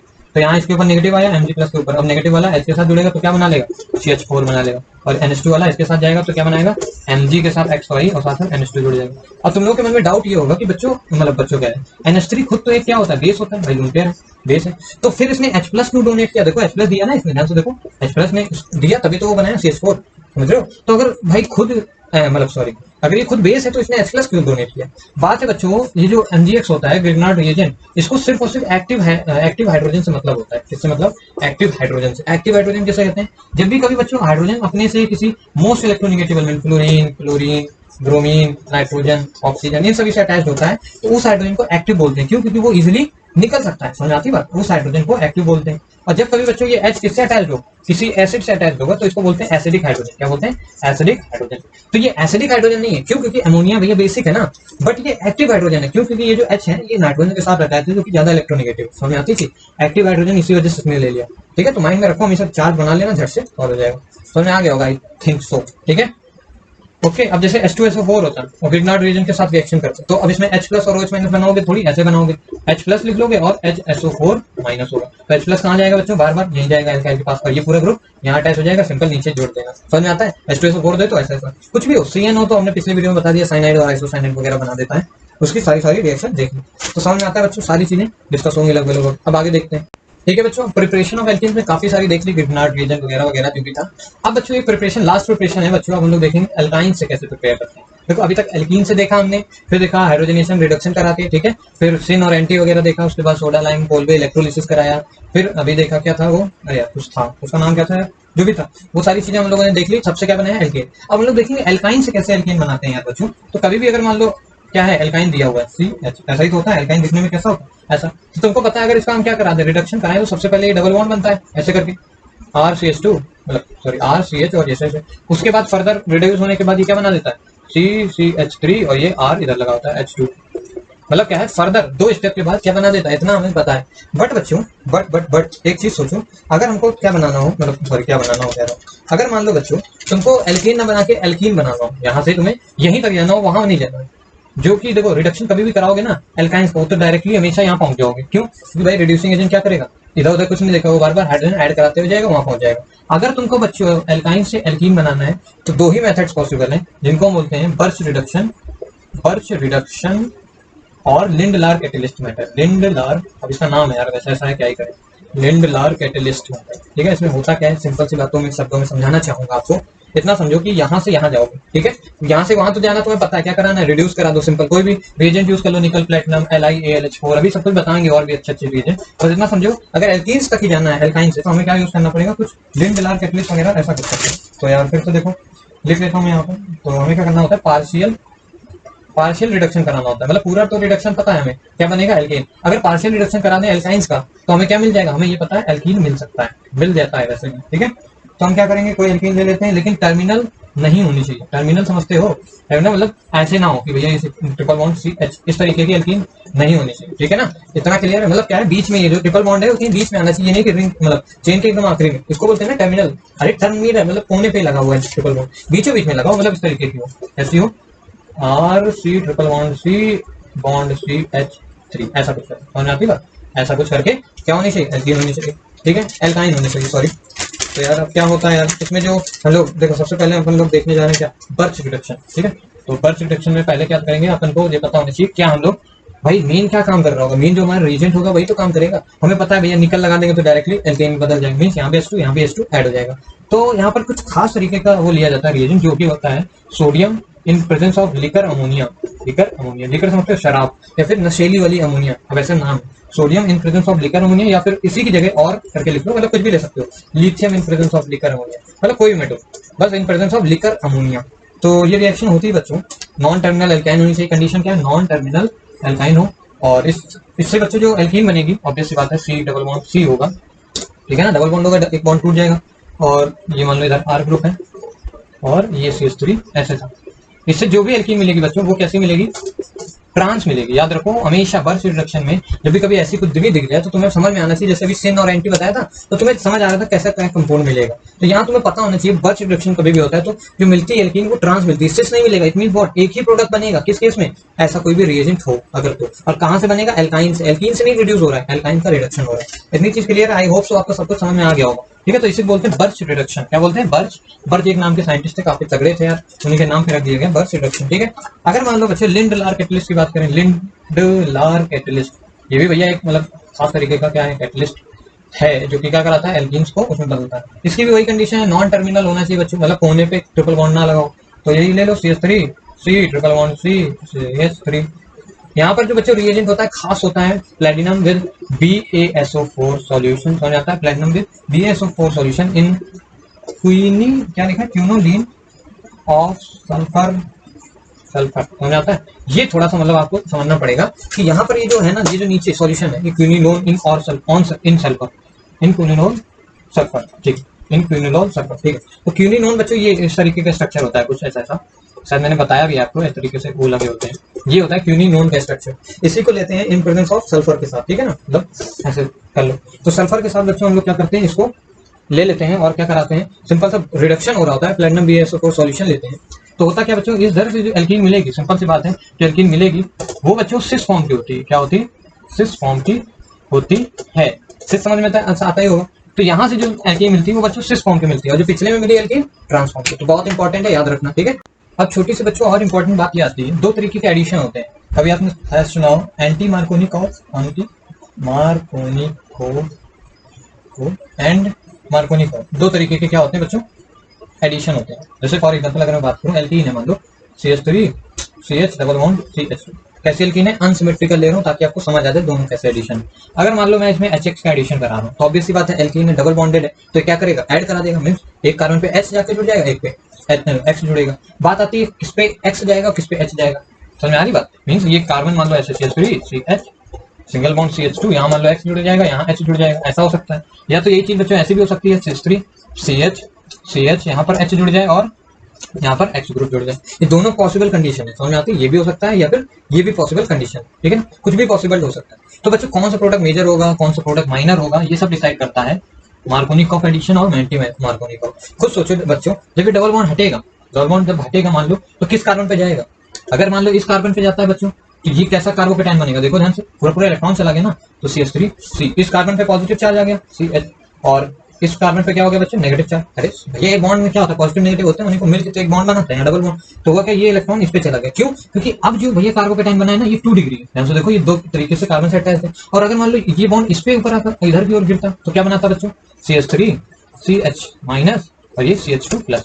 यहाँ पर जो कार्बोकेटाइन बना वो 1 डिग्री, और तुमको पता है second degree carbocation is more stable. तो बच्चों ये जो रिएक्शन है ज्यादा होगी, इट मींस व्हाट, सॉल्यूशन के अंदर ये कंपाउंड ज्यादा प्रेजेंट होगा। और HX जो है बच्चों, एसिड क्या करता है, H+ डोनेट करता है, सिंपल मतलब क्या करेगा, H+ डोनेट करेगा। तो बच्चों एसिड में क्या होता है, H+ होता है और X- होता है। तो X- बच्चों कहाँ जुड़ जाएगा, यहाँ जुड़ जाएगा, देखो यहाँ पर आके जुड़ जाएगा बीच वाले कार्बन पे, और H+ कहाँ जुड़ जाएगा, यहाँ। ये कैसा एडिशन हो गया बच्चों, मार्कोनिकोव एडिशन, या फिर बोले ये मेजर प्रोडक्ट ये वाला होगा, ठीक है ना, ये मेजर, ठीक है ना।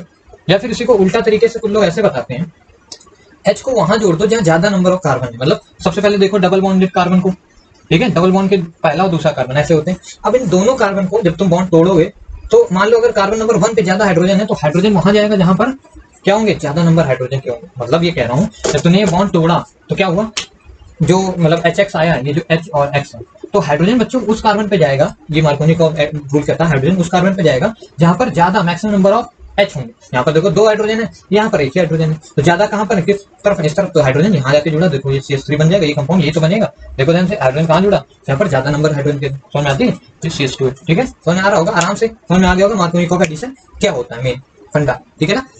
ओके बच्चों, ये बच्चों हर तरीके के उसके लिए पॉसिबल होता है, मतलब HBr हो या HCl हो या HI हो या HF हो, कुछ भी हो। जैसे अगर मैं मान लो ये CH3 C double bond CH2 ले लो, CH ले लो, ठीक है। अगर मान लो यहाँ पर मैं HBr के साथ रिएक्शन कराऊं, चाहे तो मैं HCl के साथ कराऊं या HF के साथ कराऊं, सब में क्या होगा, हर बार बच्चों क्या बनेगा, मेजर प्रोडक्ट कौन बनेगा, ये सिंगल बॉन्ड इसके ऊपर जाएगा, इस पे नेगेटिव आएगा, इस पे पॉजिटिव, सेकंड डिग्री कार्बोकेटाइन बनेगा, ठीक है, याद रखो सेकंड डिग्री कार्बोकेटाइन बनेगा और ये यहाँ जाके जुड़ जाएगा।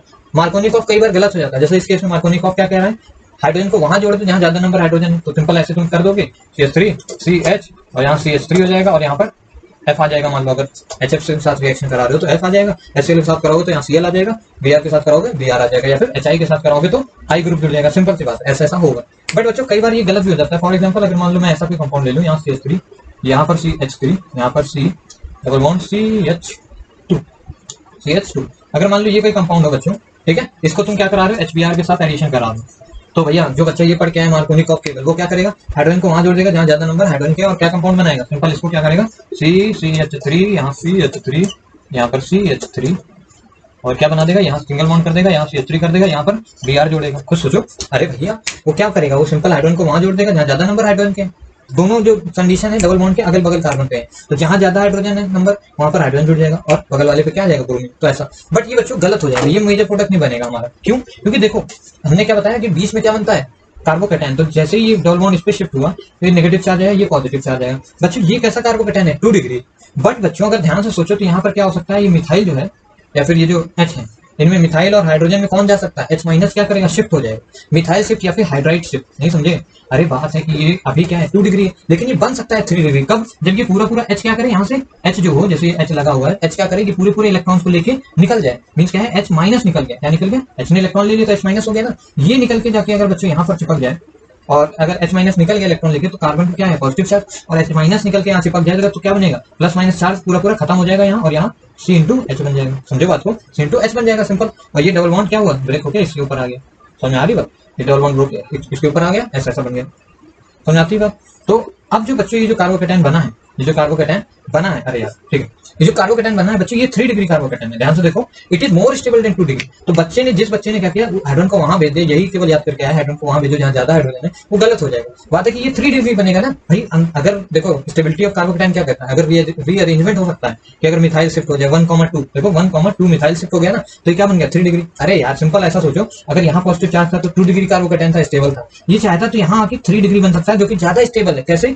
हाइड्राइड को शिफ्ट करा, समझ आ रहा है। तो ये ऐसे ज्यादा करना पसंद करेगा ना 3 डिग्री में। तो अब जो बच्चों HBr का H प्लस और Br माइनस आएगा, Br माइनस कहाँ अटैच करेगा, यहाँ अटैच करेगा, मींस ये कंपाउंड में CH3 ऊपर लगा रहेगा, यहाँ CH3 रहेगा, यहाँ Br अटैच हो जाएगा बच्चों, यहाँ पर CH2 हो जाएगा, ये CH2 बन जाएगा, समझ आता है, CH2 इस तरीके से, ओके बच्चों समझ आता है, CH3 हो जाएगा क्योंकि यहाँ पर H आके जुड़ जाएगा, ठीक है। तो ब्रोमीन कहाँ जुड़ा बच्चों, यहाँ पर, ये कंपाउंड नहीं बनेगा, मतलब ये मेजर प्रोडक्ट थोड़ी होगा, ये मेजर होगा, ध्यान समझो, ब्रोमीन यहाँ नहीं जुड़ेगा, इट इज फॉल्स। इसी वजह से कहा है कि मार्कोनिकॉफ को मार्कोनिकॉफ की तरह मत सोचो, ऐसा सोचो कि ये भैया क्या है, कैसी रिएक्शन है, कार्बोकेटाइन मैकेनिज्म। तो कार्बोकेटाइन तुम्हें पता है कैसे बनाना है, किसी कंपाउंड में तुरंत बॉन्ड तोड़ो और फिर झट से रिएक्शन करा दो, समझ में आती है। कभी भी ऐसी कुछ भी होंगी रिएक्शन तो क्या होगा, मार्कोनिकॉफ मतलब रिएक्शन फॉलो होगी।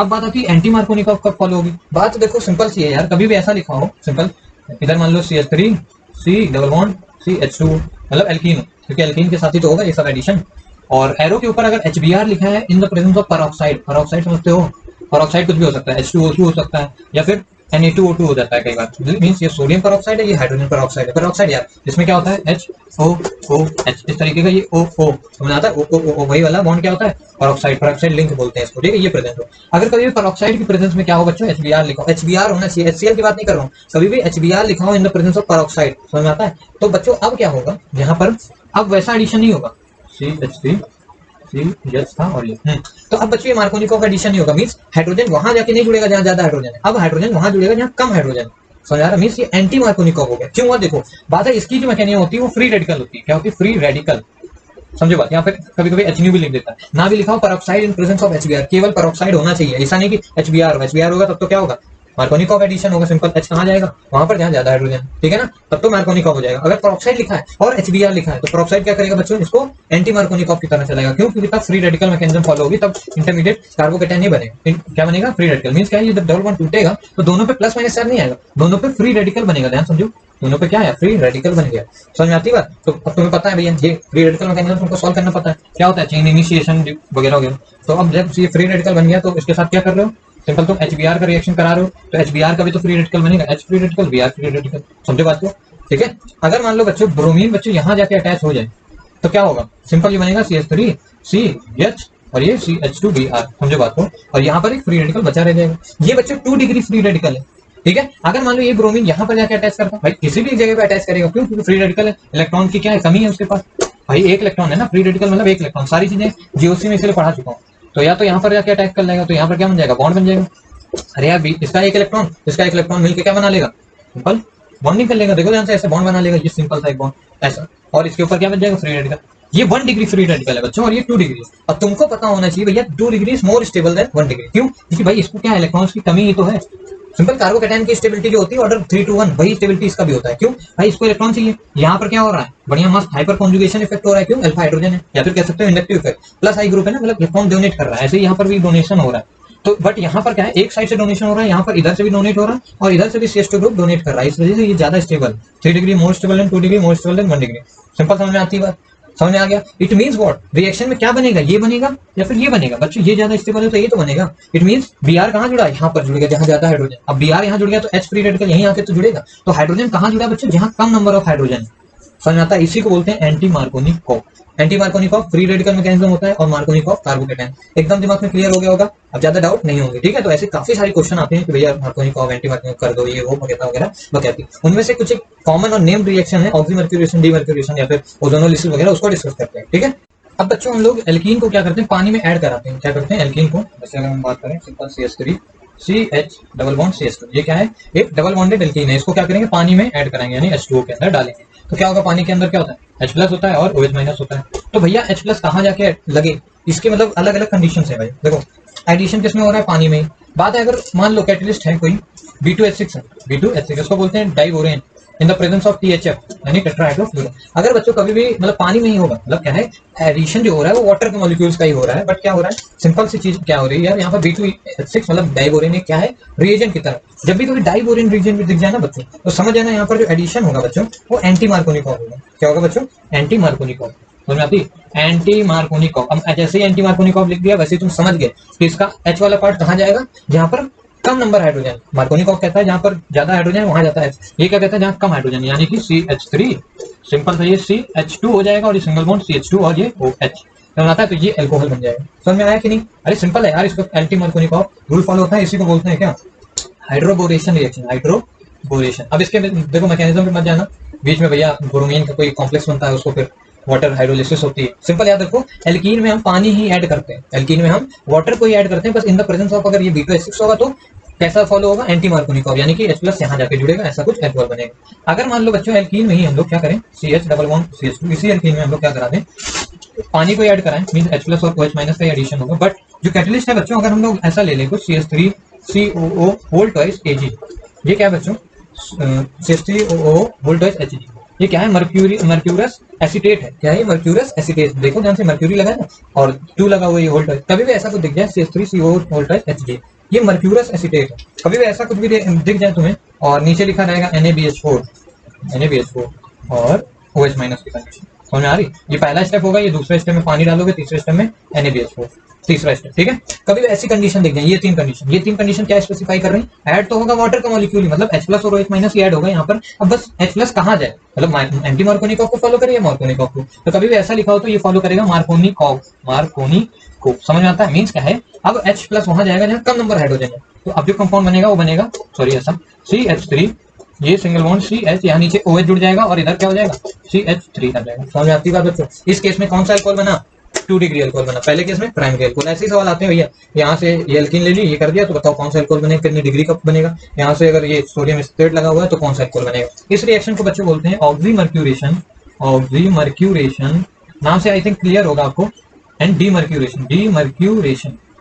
देखो हुआ क्या, पहले सबसे पहले ऑक्सीमर्क्यूरेशन, मतलब पहले ये वाला ग्रुप अटैक करता है, मींस ये न्यूक्लियोफाइल बनकर अटैक मारता है ऑक्सीमर्क्यू, और फिर उसका बाद में NaBH4 के साथ ट्रीट होकर डीमर्क्यूरेशन, मतलब पहले मर्करी इसमें अटैक हो जाती है। ये डबल बॉन्ड क्या होता है, ये कुछ ऐसी रिएक्शन होती है बच्चों, ये Hg और CH3CO होल ट्वाइस, इस तरीके का कॉम्प्लेक्स बनता है। समझ आता है, यहाँ पर नॉन क्लासिकल कार्बोकेटायन वगैरह बनता है, तब जाके रिएक्शन फॉलो होती है। बस इतना याद रखो, बकवास से सबसे अच्छा है, इतना याद रखो क्या होगा, मार्कोनिकॉफ एडिशन होगा, ठीक है। अगर यहाँ वाटर की जगह कुछ और लिख दे, RX लिख दे इन प्रेजेंस ऑफ दिस, तो तुमको पता है ये कैसे जाने वाला है मार्कोनिकॉफ। तो X कहाँ जाएगा बच्चों, अरे मतलब सॉरी, कुछ HX का जो H पार्ट है वो कहाँ जाएगा, जहाँ पर ज्यादा नंबर हाइड्रोजन के। सिंपल यार, इतना समझो, मार्कोनिकॉफ और एंटी मार्कोनिकॉफ हाइड्रोबोरेशन, ये दोनों एक दूसरे के भाई भाई हैं, बहुत ज्यादा इंपॉर्टेंट है और कई बार मतलब पूछा जाता है। समझ में आती है।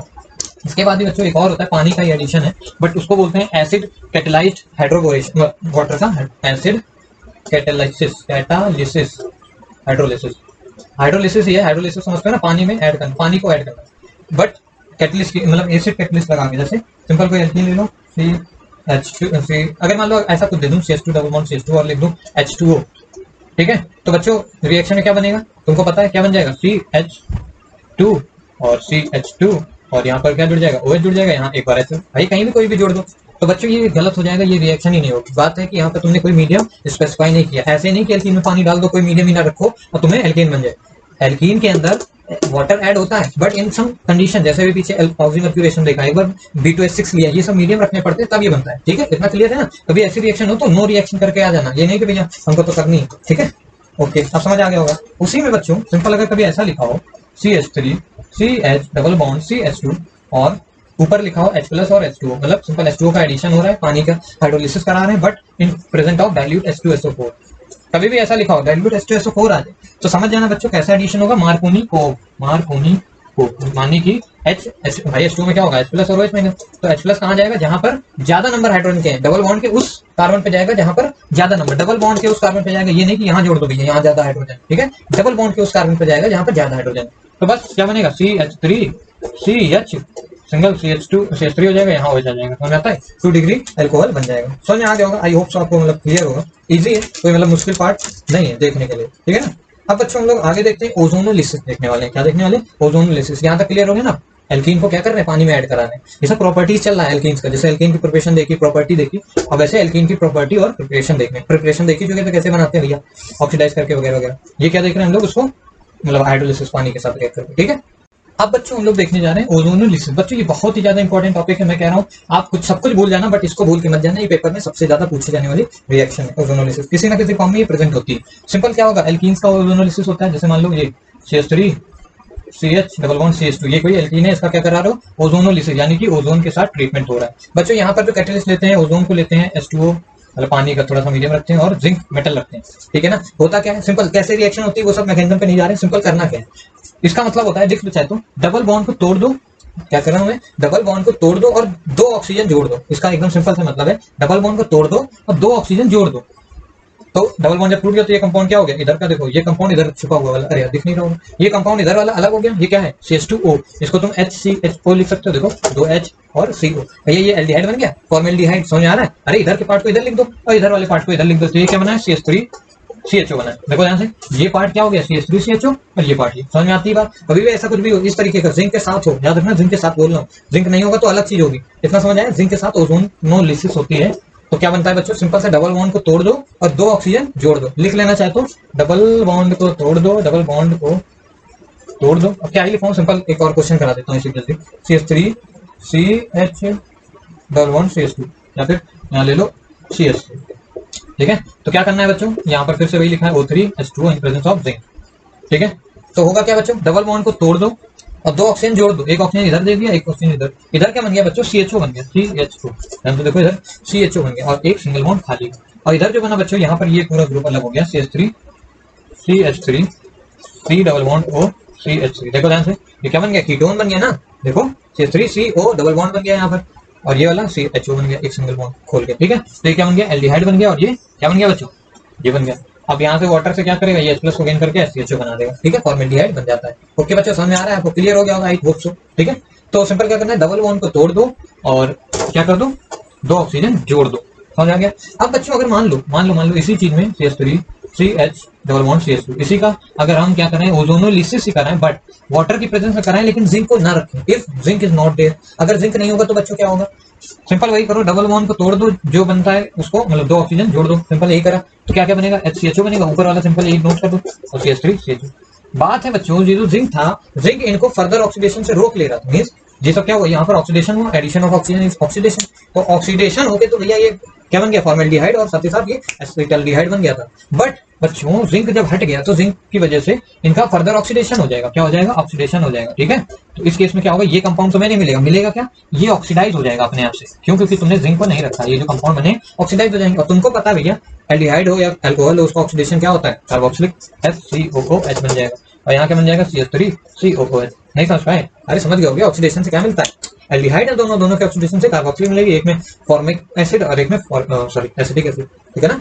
ये फॉर्मेल्डिहाइड से फॉर्मिक एसिड मिला और इससे ये। और बच्चों याद रखो, केवल इसी केस के लिए जो फॉर्मिक एसिड होती है तुम्हें ये भी नहीं मिलेगी, तुम्हें मिलेगी क्या, H2O और CO2 मिलेगा, समझ आता है बात, H2O और CO2 मिलेगी तुम्हें हमेशा। फॉर्मेल्डिहाइड किसमें टूट जाती है, इसमें, क्यों, क्योंकि भाई केवल यही, मतलब केवल फॉर्मेल्डिहाइड ऐसी एसिड होती है जो कि टूट जाती है इस तरह, मींस कभी भी HCOH की फॉर्म में नहीं होगी, बहुत ही ज्यादा कम स्टेबल होती है, ब्रेक होकर ऐसे हो जाती है, ठीक है। ये मिल जाएगी ऐसे, समझ पा रहे हो। अगर मतलब बोलूं कि इसका रिएक्शन कराया, यहाँ कंपाउंड A और B मिल रहा है, तो A और B क्या होगा, A बच्चों ये कंपाउंड होगा और B में ये होंगे, समझ में आती है। ऐसा नहीं है कि तुमको ये मिलेगा, क्यों, क्योंकि जिंक यहाँ नहीं है, जिंक ना होने की वजह से इनका और ऑक्सीडेशन हो जाता है, क्लियर, समझ में आ गया होगा, आई होप, ठीक है। तो जिंक अगर नहीं लिखा है तो फर्दर जो भी बना है सिंपल वही करो, एक डबल बॉन्ड को तोड़ दो, 2 ऑक्सीजन जोड़ दो, जो बने, मतलब इधर साइड को इधर लिख लो, इधर साइड को उधर, और जो बने उसका फर्दर ऑक्सीडेशन करा दो, अगर जिंक नहीं दिया।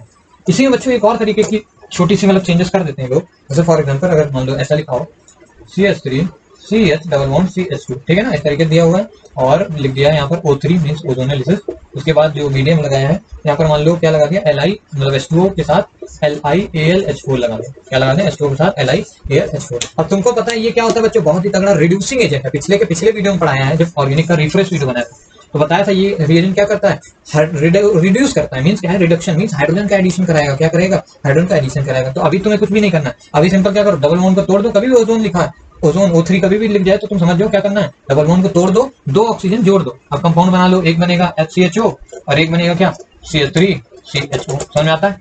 अब क्या होगा बच्चों, ये क्या करेगा, इनको फर्दर रिड्यूस कर देगा। क्या करेगा, इनको फर्दर रिड्यूस। इस बार रिड्यूस हो रहे हैं, ऑक्सीडाइज नहीं। जब जिंक नहीं होता, वाटर तो होना जरूरी है, वाटर के साथ जिंक ना होता तो क्या होता, ऑक्सीडाइज हो जाती है, मतलब ये ना मिलता, इनका ऑक्सीडेशन वाला मिलता। इस बार क्या है, LiAlH4 है, कई बार लिखा मिलता है, इस बार क्या मिलेगा, इनका रिड्यूस फॉर्म। तो तुमको पता होना चाहिए बच्चों, इसका रिड्यूस फॉर्म क्या बनेगा। अरे भैया इसको अगर रिड्यूस कर दोगे तो इसको रिड्यूस करके क्या मिलता है,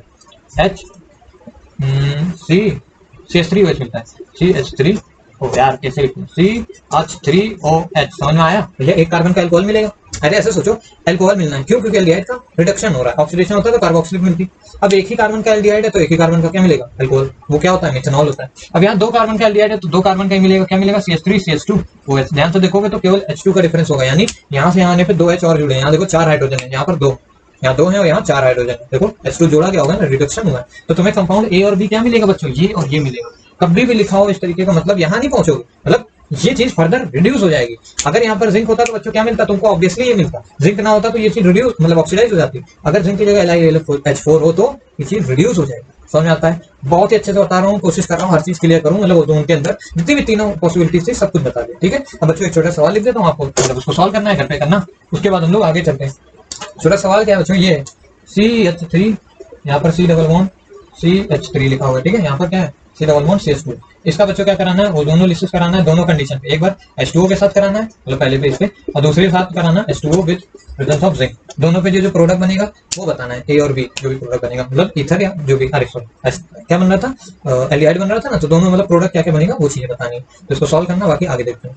अब बच्चों ये छोटा सा मैंने ग्राफ बना दिया है, इसमें हो क्या रहा है, देखो एल्केन है, एल्केन सिंपल समझते हो ना, CH4 है मान लो। CH4 को अगर तुम बच्चों बहुत ज्यादा ऑक्सीडेशन करा दो, क्या करा दो, ऑक्सीडेशन तगड़े से, यहाँ सब में ऑक्सीडेशन ही हो रहा है, यहाँ सब में क्या हो रहा है, ऑक्सीडेशन ही हो रहा है, सब में ऑक्सीडेशन। मतलब ऑक्सीडेशन को ऐसे दिखाते हैं ना भाई, अगर ऑक्सीडेशन कराओगे पूरे कंप्लीट एयर की प्रेजेंस में, पूरी मतलब ऐसा नहीं कंबस्शन हो रहा है, कंबस्शन समझते हो ना, लिमिटेड एयर की सप्लाई में ऑक्सीडेशन कराना, मतलब सिंपल लिमिटेड, हवा भी कम रखो जलाओ भी, तो क्या बनता है, कंबस्शन होता है, मतलब सॉरी कंबस्शन कह रहा हूँ, तब कार्बन मोनोऑक्साइड बनती है। बट खैर ऐसा क्या बनेगा, CO2 और H2 निकलता है, पता है ना। कोई भी एल्केन या फिर हाइड्रोकार्बन को अगर ऑक्सीडाइज करो तो क्या बनाता है, डायरेक्टली अगर एयर की प्रेजेंस में कर दो तो कार्बन डाइऑक्साइड और H2O बनाएगा। अगर एयर की लिमिट में करो, मतलब CH4 को एयर की लिमिट में, मतलब बहुत कम हवा प्रेजेंट हो, लिमिटेड ऑक्सीजन, लिमिटेड O2 करो, तो क्या बनाएगा, कार्बन मोनोऑक्साइड और वाटर निकल जाएगा। समझ रहा है, जब कार्बन को मतलब ऑक्सीजन खूब होगी, एयर में होगा, मतलब सप्लाई ठीक ठाक होगी, तब क्या बनेगा, CO2 बनेगा और वाटर। अगर लिमिटेड ऑक्सीजन होगी तो बच्चों क्या बनाएगा, CO कार्बन मोनोऑक्साइड बनाएगा। ठीक है, अगर मान लो बहुत ही कम ऑक्सीजन है, क्या है, very less oxygen, very less oxygen,